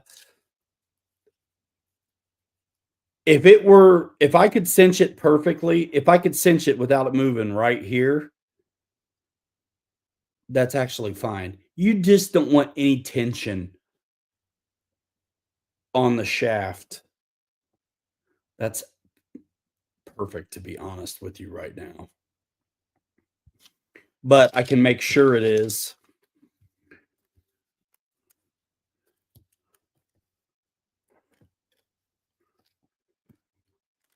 With a paper. It should cupcake it, but not rip it. No side load at all. I'm actually going to double it up, to be honest with you.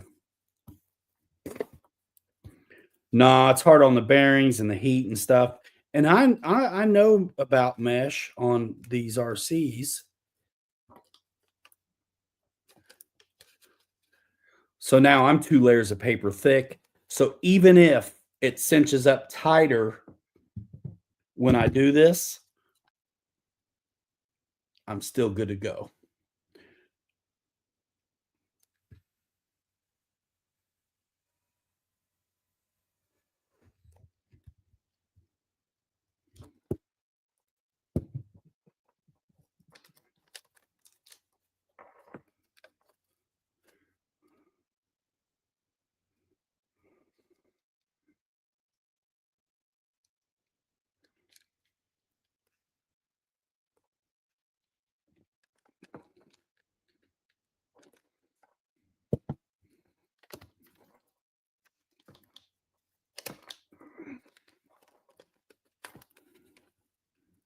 It rips when you screw the paper down.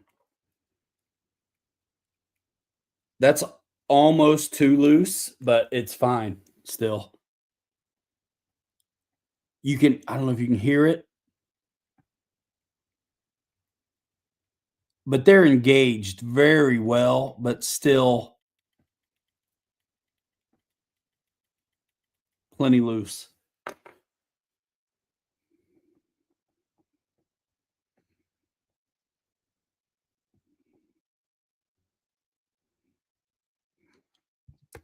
I'm doing it a little tighter, just a little, man.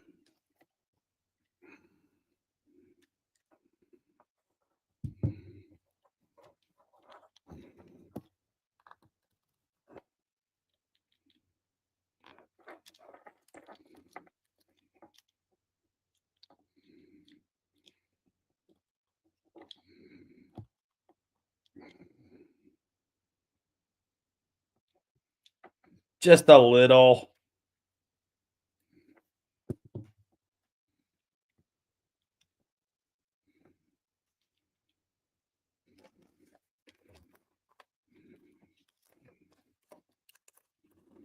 Two might have been too much.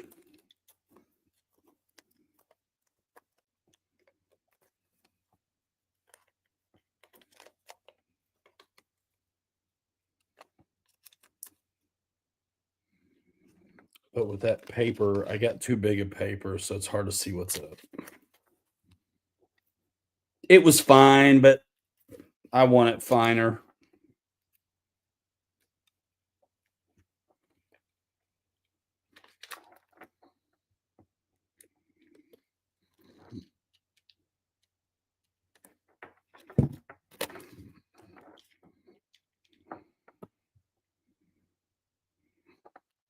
That's a little better. Hard to tell. I should have just left it.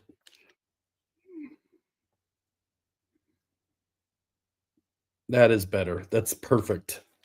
More perfecter than before.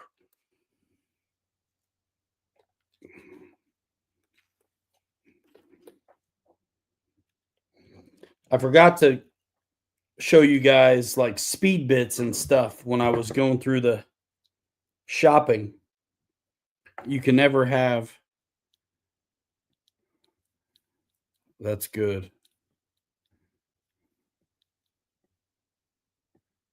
That's good. That's better. It's not tight, but it's not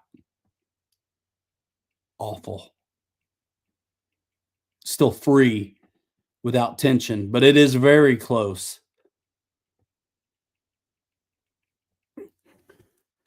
Lions in the red zone. Let's go. Hello. This napkin's going nowhere. It's tied it up. I cleaned this place up good the other day, dudes. Where? So that's it. Fusion 1800. Put on there. Wires in the same orientation. Now, I'm so glad I took this out to do it. I actually put the cover back on when it was in the vehicle, and it was one of those things where it's like, I shouldn't be doing this. I'm going to round out my stuff. How much time's left in the game? Man, that's okay. We watch football on the weekends so much. I can miss it.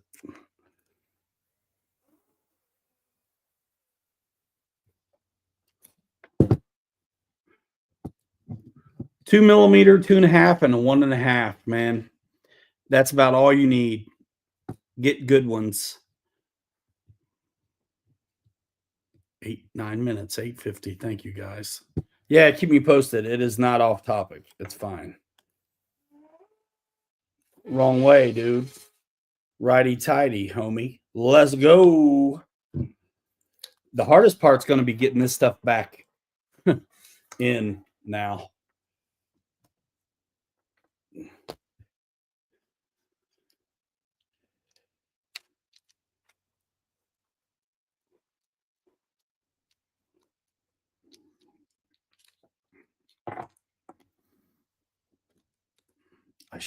I wonder. Let's go ahead. You know what else? While I've got you liberated, it may be a good time to do my zip tie deal.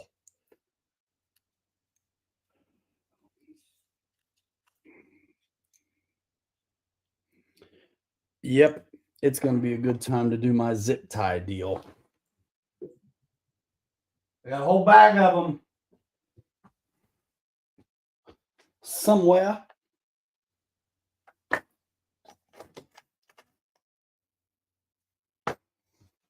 Now that I've cleaned up, I can't find nothing.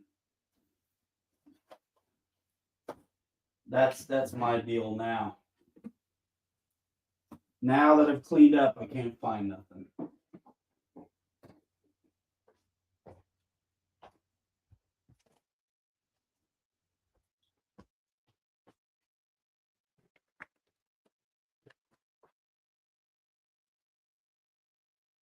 Last team of the football.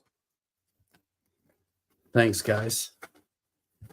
Oh, man. I've been enjoying football. I never really used to watch it much. I mean, I did when I was a kid at the house.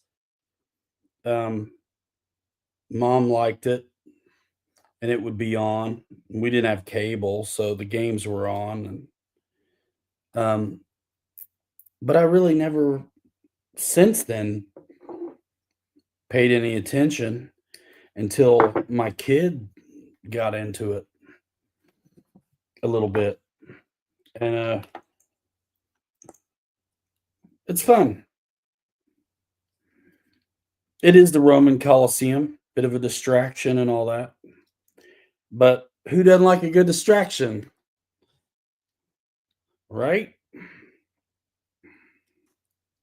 I know Dad likes it.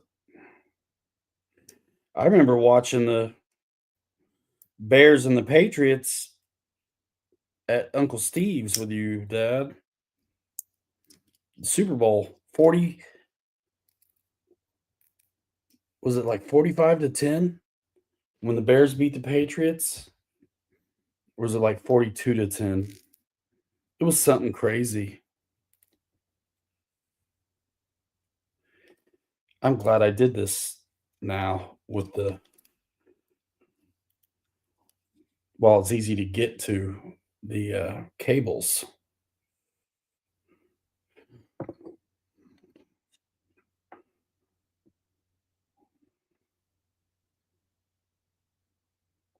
Snippet.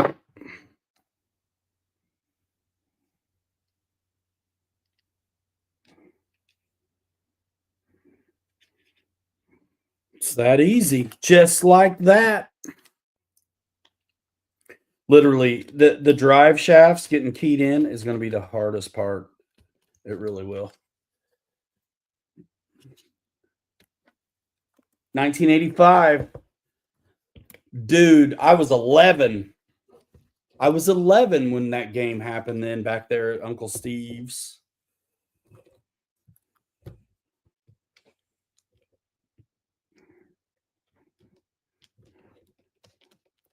Yeah, this is the trickiest part, literally, is going to be just the drive shafts.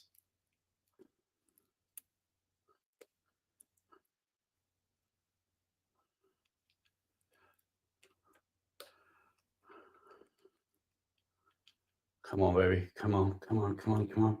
Because you can't screw it down yet till they're in.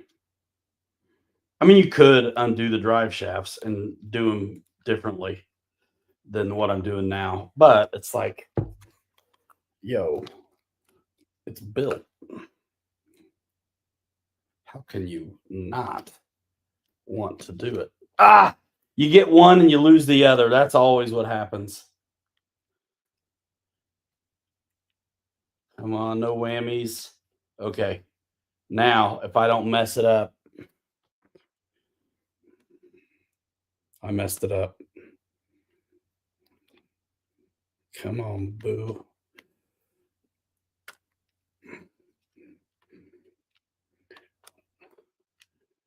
I remember that game. Let's see, are the holes lined up? Certainly not. That was too easy. The Bears. No way. Is that on? There's no way.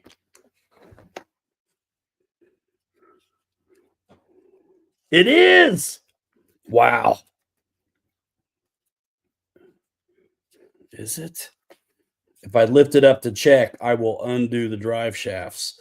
So we're just going to go ahead and cinch one and see.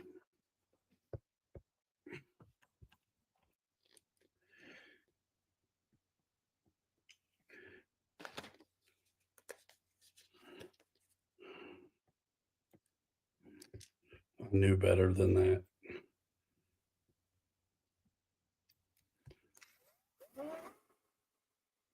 Dude, I did get it. That is it. Yes, I can let go. We're going to put it back together now.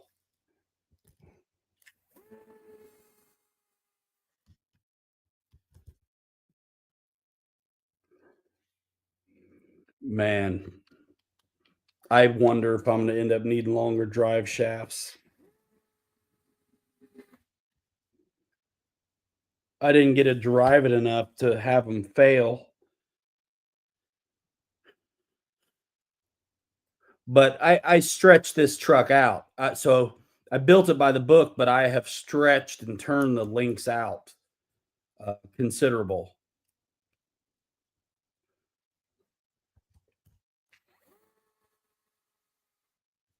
Did I score or did the Lions score?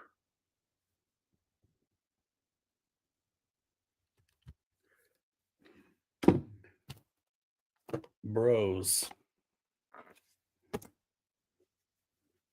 Sweet. Okay.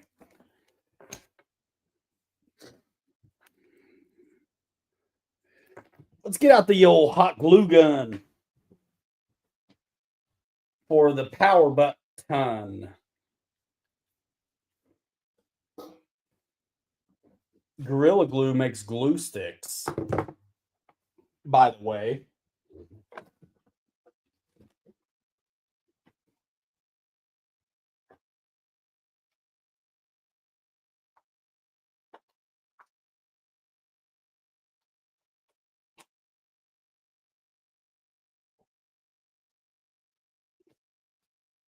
Most crawlers, you're good to run 5,000 milliamp packs. You can fit them in the RTRs.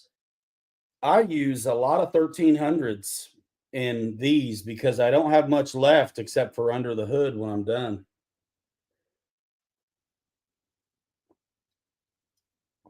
All right, heat's coming on.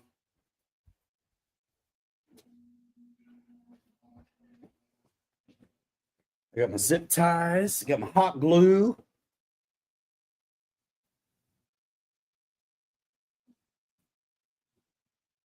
Lou Gehrig. What are you talking about? Amyotrophical lateral sclerosis? Oh, man. I probably remember that. How old? When was that?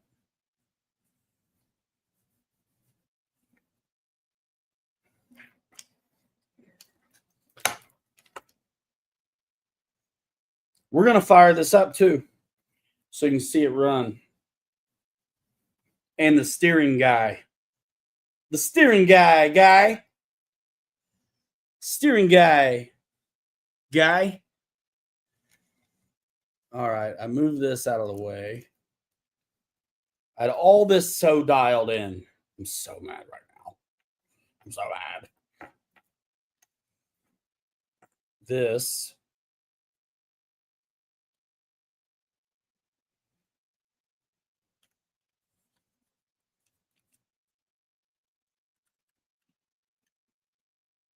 Yep.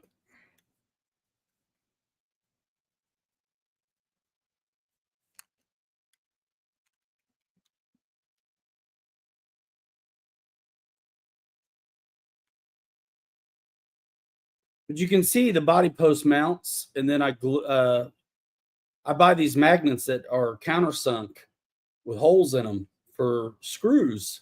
It's awesome. Honestly, it doesn't make sense to glue that button until the body's on, so you don't get it in the way. This is for the battery. It goes through there to my battery area.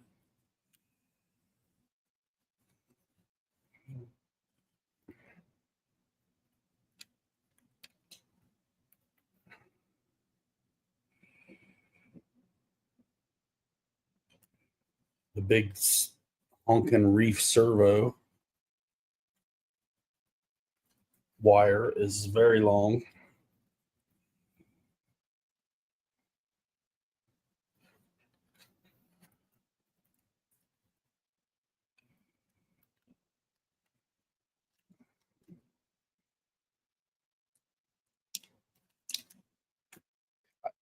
Because I did these servos for the driver and the head and all that stuff, it created the necessity for Y connectors. So I've got them in this. polarity for your mind. Make your mind up.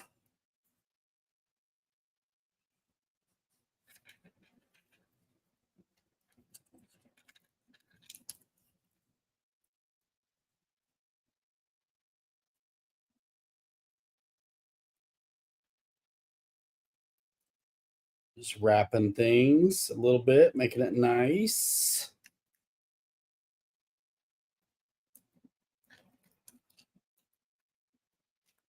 Got to leave a little hanging, but not a lot.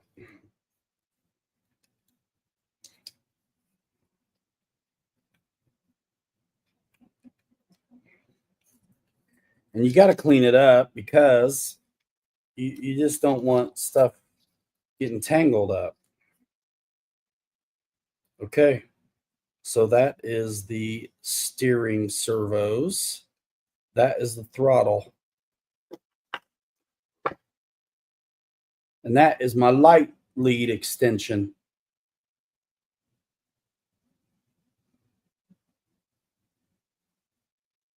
One to turn, two to burn. Let's listen to my own advice here, shall we?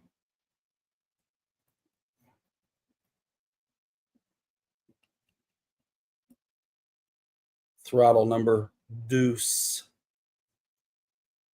What are you working on, Jason? Little Defender? Is that what you said? Right arm. I'm working on a Willys wagon. It's actually ran before, but I had to change the motor.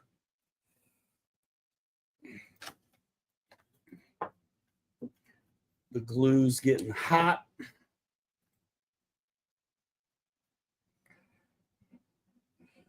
There are the light leads.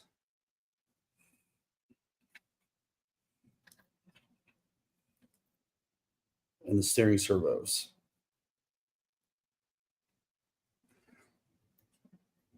I'm going to wish that those were up here, I think.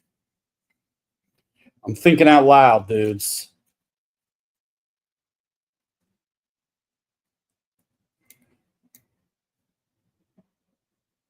I think that's fine. Yeah, man, I had this so nice before. The antenna. I'm putting it somewhere else this time.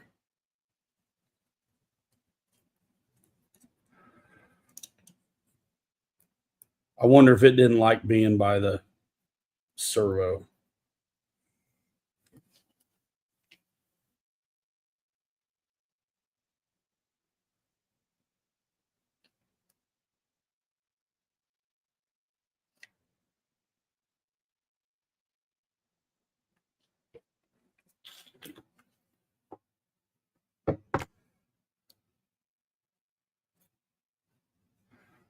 Smear it in, smear it in. Lights.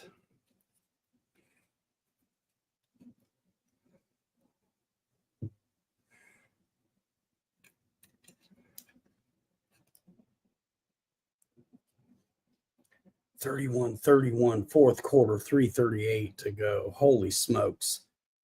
What am I doing here? I got a TV in here, but it doesn't have that.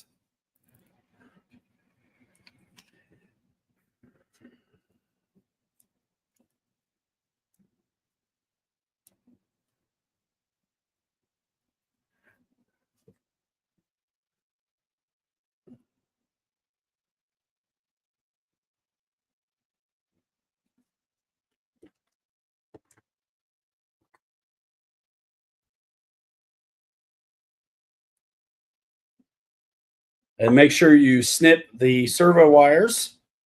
Ha. All right, this is going to be the tricky part.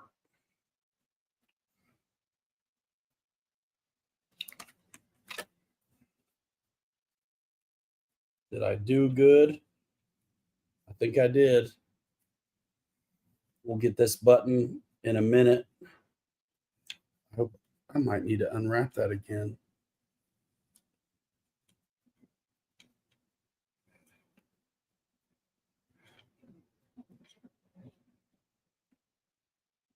It's fine even if I don't glue it.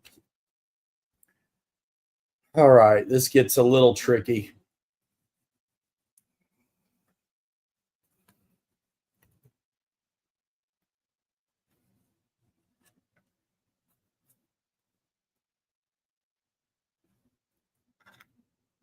Steering servos.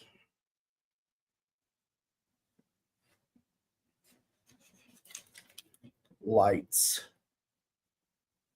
Smart TV should have Amazon on it. I think I need an antenna.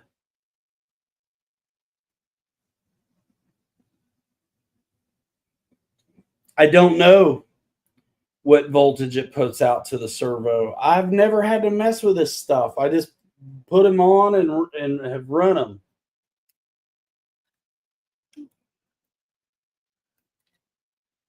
Oh yeah, that one goes through here.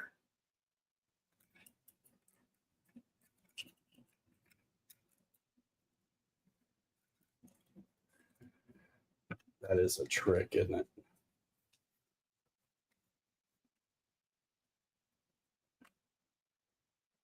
That's all right. That'll be no problem. The dude in the seat's going to be the problem. Holy smokes. That's going to be a trick. Because he moves.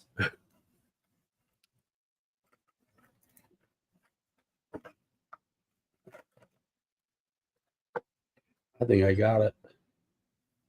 Okay, lights.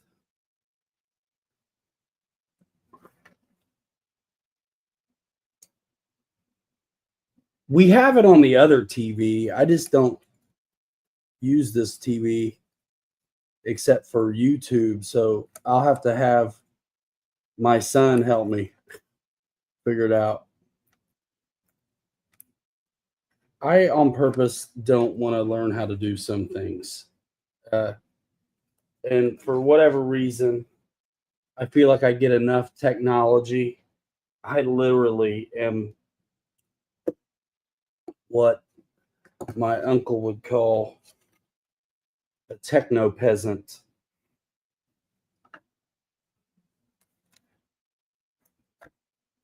All right, tuck away those.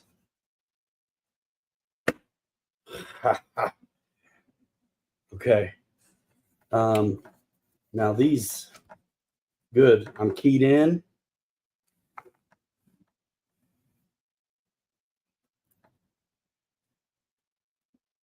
Awesome.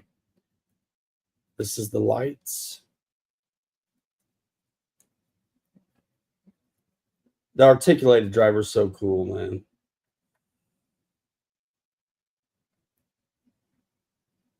That's the lights. This is steering servo business. And I even unplugged these when I was on the trail, thinking maybe this is why I'm having trouble. It wasn't why. Okay, that's all plugged in. And I'm not going to worry about cleaning that up yet. Except for tucking it out of the way. The big trick actually is going to be the body clips again. So there's that. There's this one.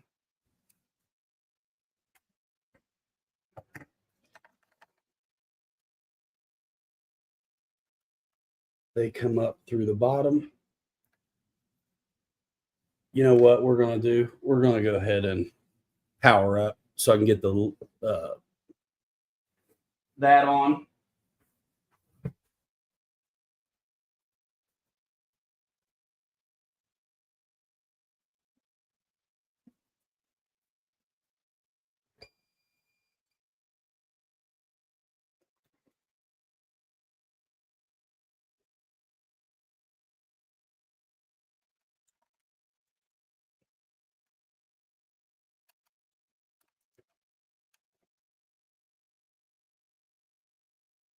XT60 and IC3s don't like it, but they will work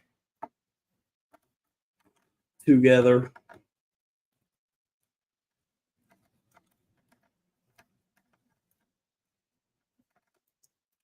I had this all figured out before. There it is. Oh, yeah. Way up in the front, there's the battery. Here is the power.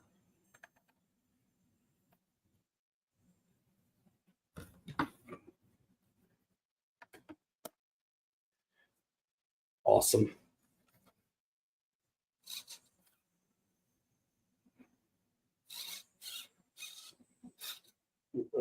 All that is correct still.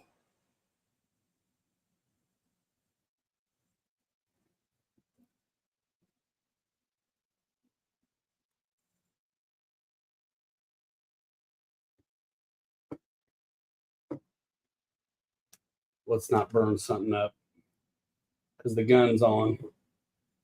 Okay, gun's off. Like I said, the body posts and the pins are going to be a little tricky, but I think we can do it. It'll stay without them, but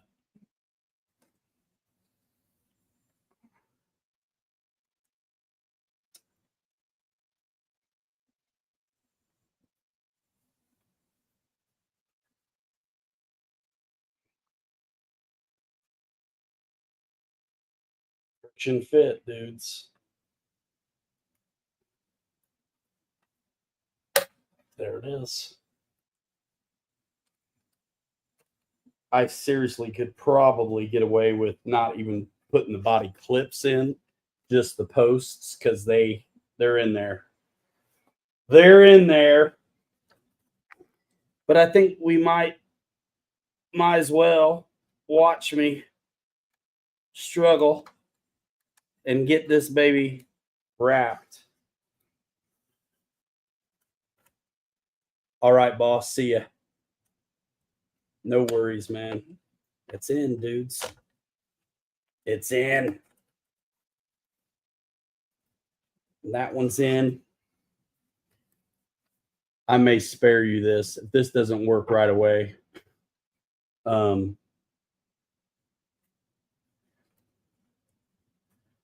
I may spare you this body clip stuff because that's going to be tough. That's going to be tough.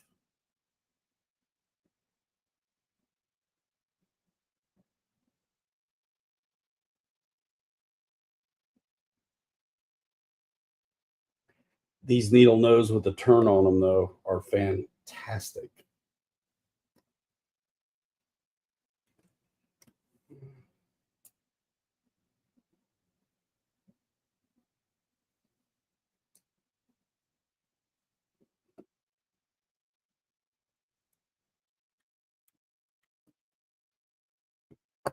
It's in. It's not in the lowest hole that I'd want it in.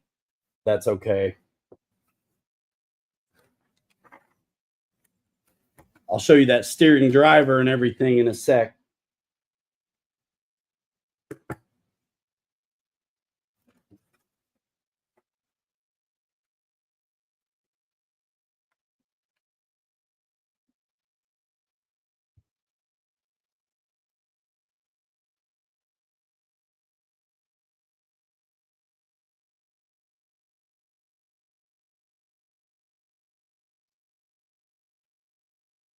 It's the angle of the dangle, y'all.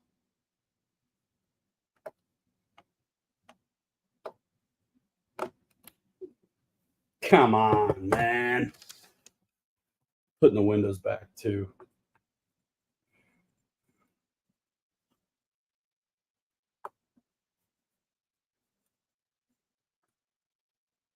Friction, fit, rubber gasketed. Let's go. It was easier without the roof on, but I worked really late Saturday night, I think it was, to get this ready to go out with the boys on Sunday. And my magnet stuff wasn't going to work. And my zip tie, not zip ties, but twist ties broke.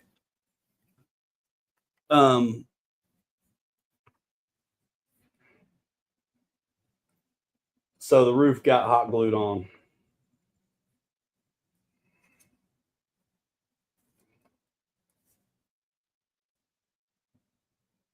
Later, Francis.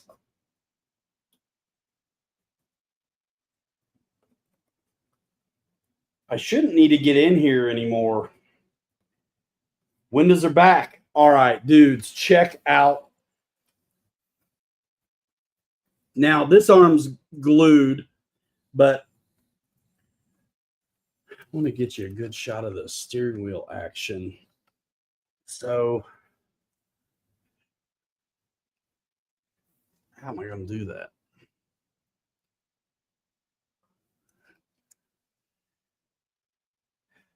Yeah, look at his hand.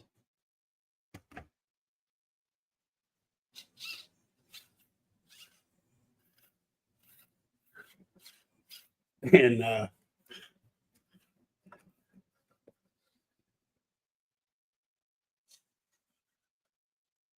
what you looking at?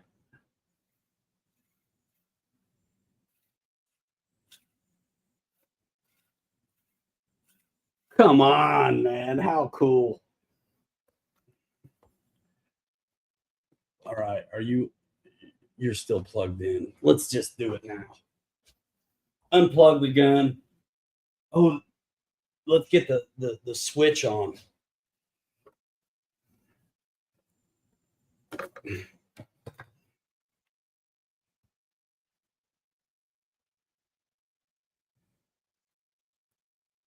Man, I'm not even going to glue the switch on. It's fine. It's fine.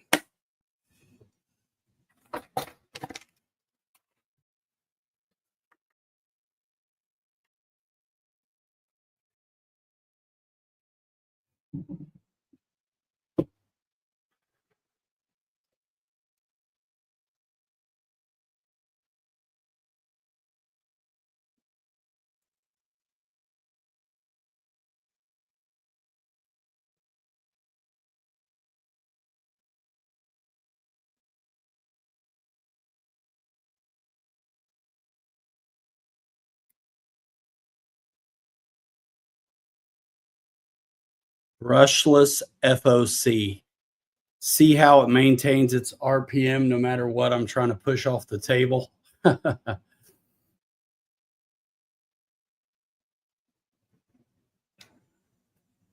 was me trying to hold it steady. But even though it's coming up on an obstacle, if I could leave my finger steady, it would hold its RPM.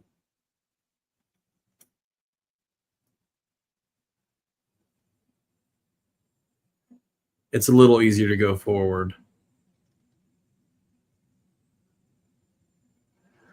Dual stage Proline foams in here.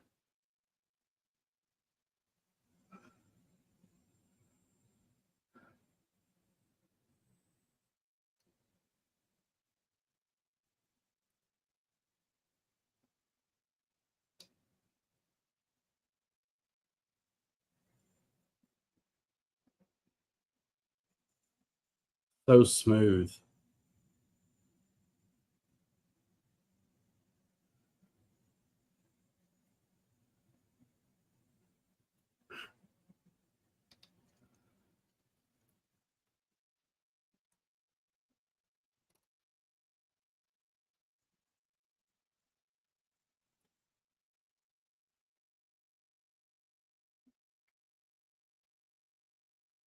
That was me.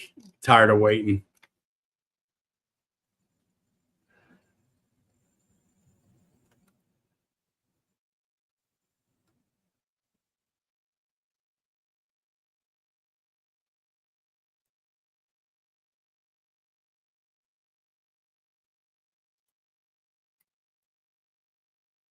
Badass.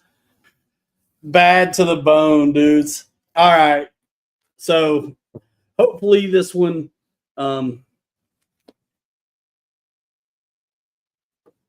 this will be fine. Again, I've really not had a motor do that to me before.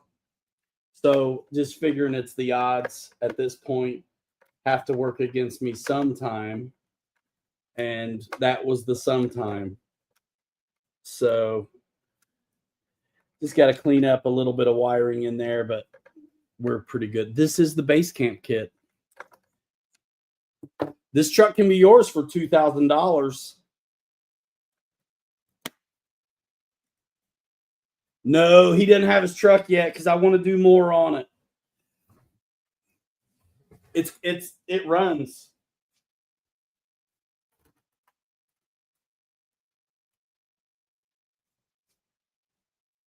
All right, that is back. I'm so happy. That is back.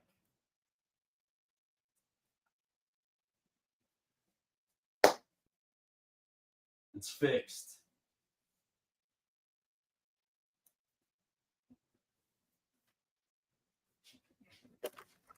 This thing's got the same very smooth power system in it too.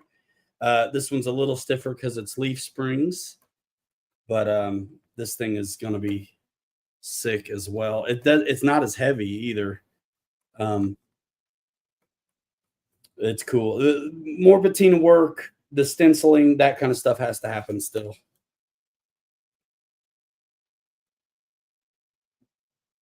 Cool little stuff going on. Still got to fab up the auxiliary lights without the bezels. So yeah, Wild Bill, the Willys is built on a base camp.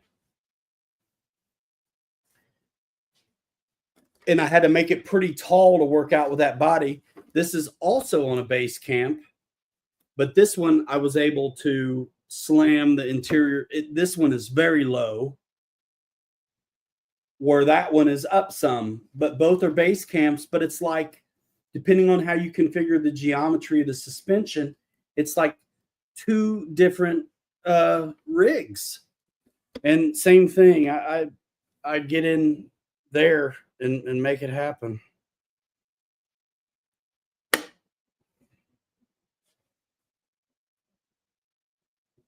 This has, so the Travelall has the 419s on it right now. Lions 1.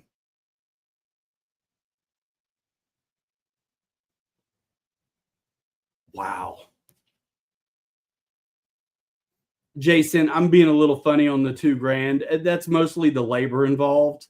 The kit is $269, and the power components are another $150. But the 3D printing and the fabrication work and stuff like that's where the time is. These are like 3.98 versus, let's turn this off before it starts yelling at me. Detroit. I'm kind of glad.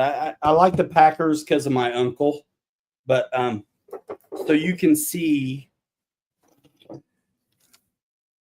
these tires are small compared to what's on most regular crawlers and what I did on the Willys wagon. The Willys wagon, when you do the math on it, is 8.6 scale, so it's 1/8.6 scale. The tires, when I do the math with the big ones I put on here, which are 4.75 inch, like regular crawler tires, 1/9 rims. These are 1/9 rims. These are 1/9 rims, but the diameter is different. So 3.98 inches on these, 4.19 on the Travelall. But I was thinking about maybe this size tire on the Travelall. I don't know yet. I will take these off and see once I get a little closer on the suspension work on this one, because it's just now getting started. But base camp kits, Wild Bill, that's what this is. And I could have done a base camp on the Travelall, but I was like, let's go with leaf spring. The normal size tire I run on most of my rigs, 4.06. Nice. So something like this, And these 419s are pretty close compared to the 475 size that is on the Willys.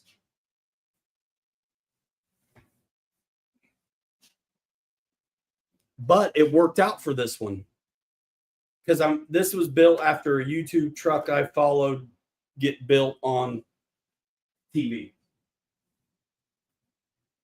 And these are also 4.19s, kind of smaller tires. These are like the same size tires as these, just a tick bigger than these. And 475s on this didn't look right. They were just too big. 3.86.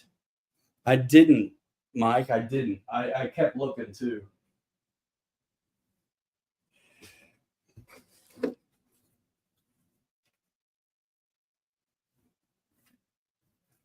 And this little dude has, this is a leaf spring deal, and it's got 419 Patagonias on it.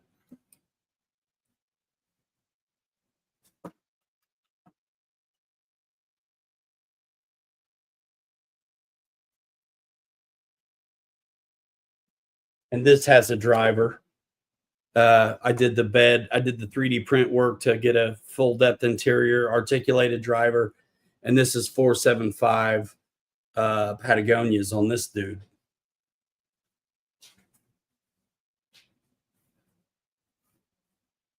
Which is typical. I got to plug in this computer. It's going to die on me. We'll let you go in a minute.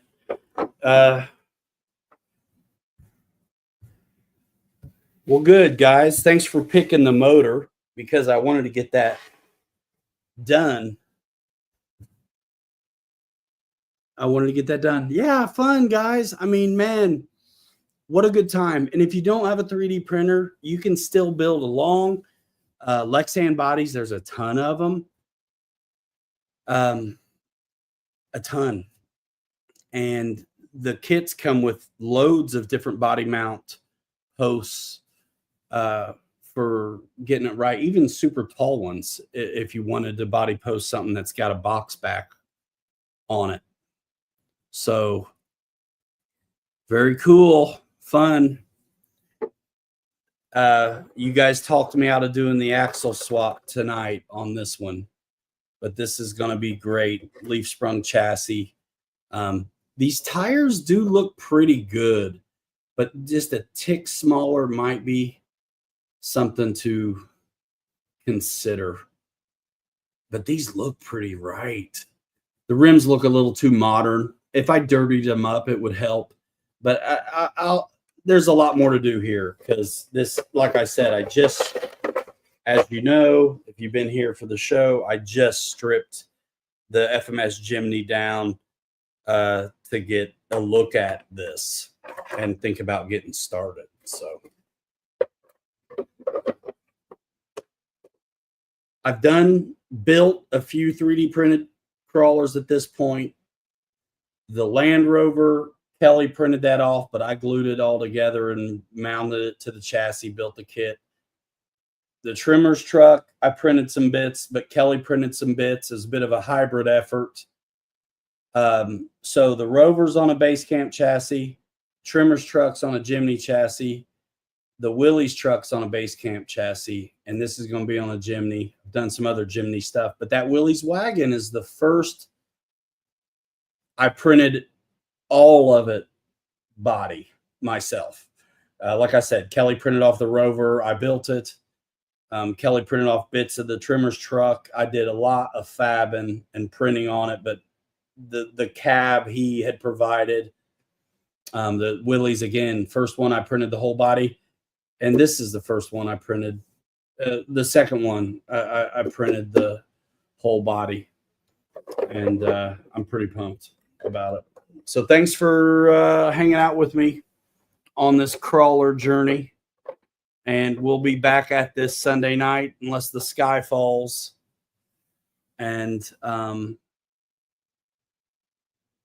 yeah, appreciate you guys. Think about me if you go shopping for Christmas and stuff. But whatever on all that. Appreciate you guys so much for hanging out with me. Again, thanks for talking me into doing the motor because that needed to get done. And I'm trying to make my own leaf springs. Any ideas? Talking about flashing. Whatever it is, it has to have a tension to it where it will go. Dad, thank you for that super chat. All you guys, thanks so much. The leaves have to have a tension to them, and you have to be able to put also the bend on it for however you're going to mount them. There are some cheap leaf spring kits on Amazon that I've thought about buying to look at and explore, but the FMS 1/6 scale Jimny is $229 at FMS, $179 at Fair RC. It's 11 bolts or something to get the body off. And then you've got a leaf sprung chassis. Already has the leaf springs on it, in it.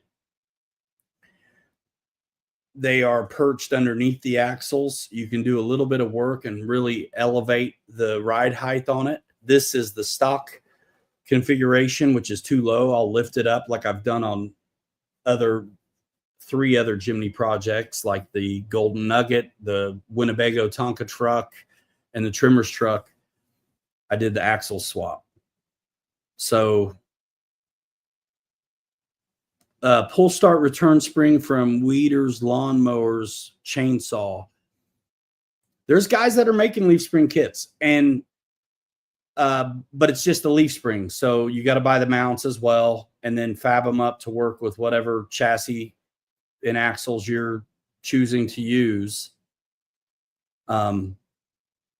There's generally a wait list on those, and you're going to pay for them. And they're great though. They look to be fantastic. There's this guy on Facebook I'm following. It's like Twisted Fab Co. And folks are going nuts over this guy's work. And there's a line. I think you're going to pay for them, and good luck getting them because they are in high demand. So, but again, for me, I end up with a radio, a servo, a motor, all the things I need in components I can either use or not use when I buy that Jimny, and just strip it and then modify what's here. I've modified a handful of these now, so it's slide axles back and forth, raise them up and down. There's all kinds of things that I've been able to do with that, and so I'm sticking with it. And we've driven them a lot and beat on them, and they're taking it, which is crazy. And especially when you price out some of these kits or even just the parts, I would love to do a Boom Racing leaf sprung kit. They are made for the Land Rovers that they sell, and the kit is so nice. I almost hate to not use their Land Rover body to put on it. So it just seems so nice. I almost hate to customize it because it's just so dedicated and done so well. I hate to not use what they intended for, especially for what it's going to cost you, $700 to $800 for that kit. It's like you're going to want to use that body for that kind of money. Homemade, man, low budget. There you go. And there's a lot of fabbing and weird stuff I'm doing. I'm using wood and license plates and whatever. And I do spend a good amount of time on them as it is. If I were able to make something from homemade, what it would be, the first thing I would make really homemade would be to have my own chassis rails that were designed to receive some of my favorite components. So I could use axial running gear or leaf spring, Amazon business, stuff like that. Clock springs. Forgot what the spring type was called. Wild Bill. Spring steel is what I would think. I thought about using, you know, those old-fashioned rakes, the metal rakes. The tines from an old rake might be good. I think they'd be pretty flimsy, but if you emulate scale, you would stack them up. So it might be pretty good. But you might need some U-bolts and stuff to stiffen it up, and you may need an anti-wrap bar. The more limber and flexible the leaf springs are that you use, the more need for an anti-wrap bar there is. Like I say, these things come way too stiff with lots of leaves. I just use the biggest one because I need the hoops, and the shortest one to spread the load where it mounts to the axle. It's a cheap way to solve that potential wrap problem, but those springs are so stiff, it's rarely a necessity so far. Windshields and windows, I have used clear styrene for really small, like wing windows, like the little triangle stuff. And the windows that I pushed in and out of that Willys are actually, I bought way too thick of styrene Lexan off of Amazon, and it's too thick, but it works fine.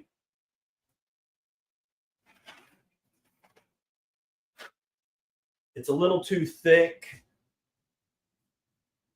0.0625 is fine. It's thick, but it's fine for the straight windows. But you really need something a little thinner when it comes to the front windshields. On Dad's Trimmer's truck, it's got a big curve and radius to it. So it's a thinner styrene, clear styrene that I used for it. But like square windows that don't have any kind of radius to them, this thicker stuff, I'll burn through it for that. I'm also cutting this up.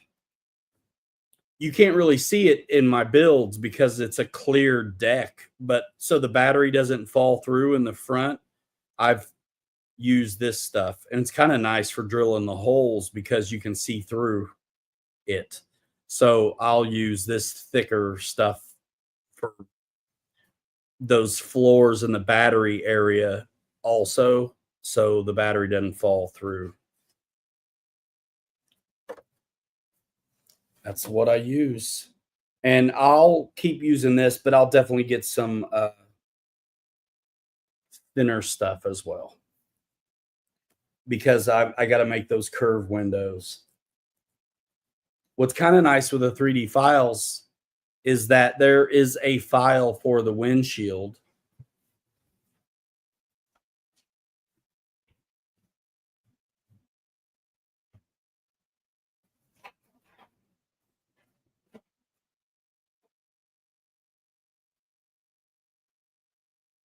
There's a file for the windshield on the Andre Barodsny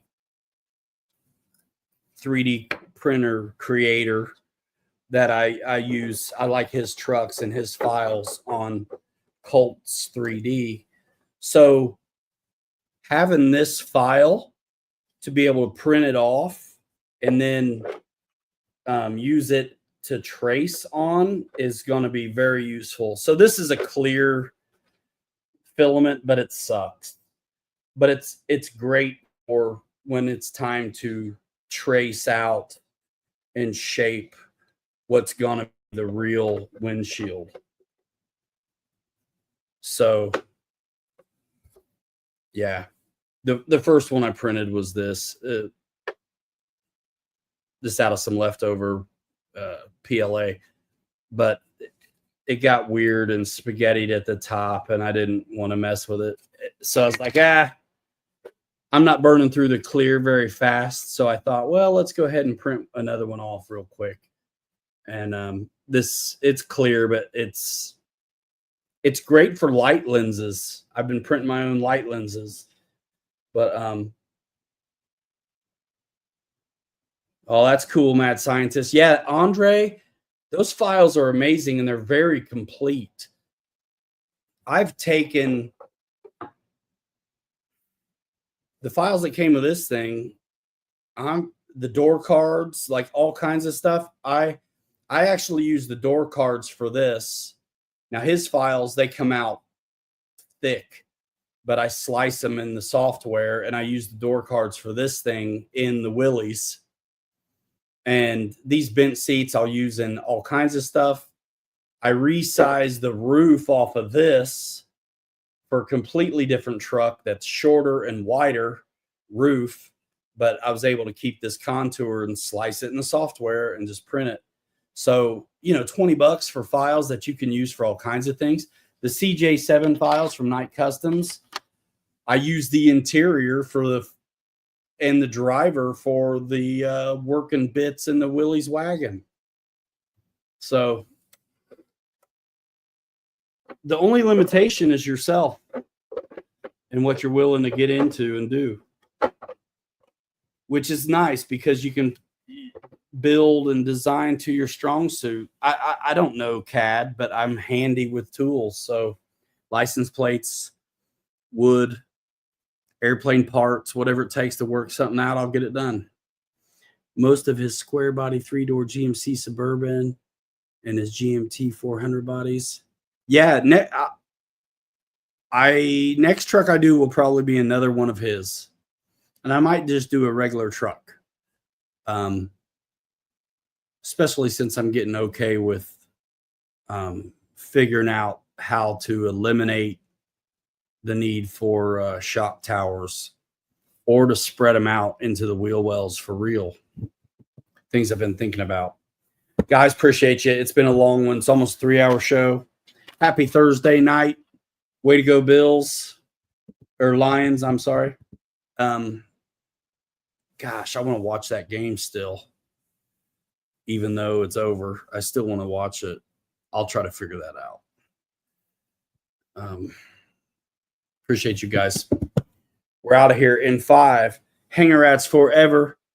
3 later. You're too good to be forgotten. We will see you next time. Join us on the show Sunday night where we're going to put together a big, stupid glider that's going to fill up the whole shot. And we'll set up the radio too. Links to my social media in the description. Check me out. You can follow me on Facebook, Instagram, of course, right here on YouTube. Lots of airplane videos, but I invite you to check out the homepage of the YouTube channel if you want to get any merch, or more importantly, to invite you to the RC Truck playlist. I've done some crawler videos that I think are pretty okay. So check it out. We'll see you in the next one. Bye now. Boom.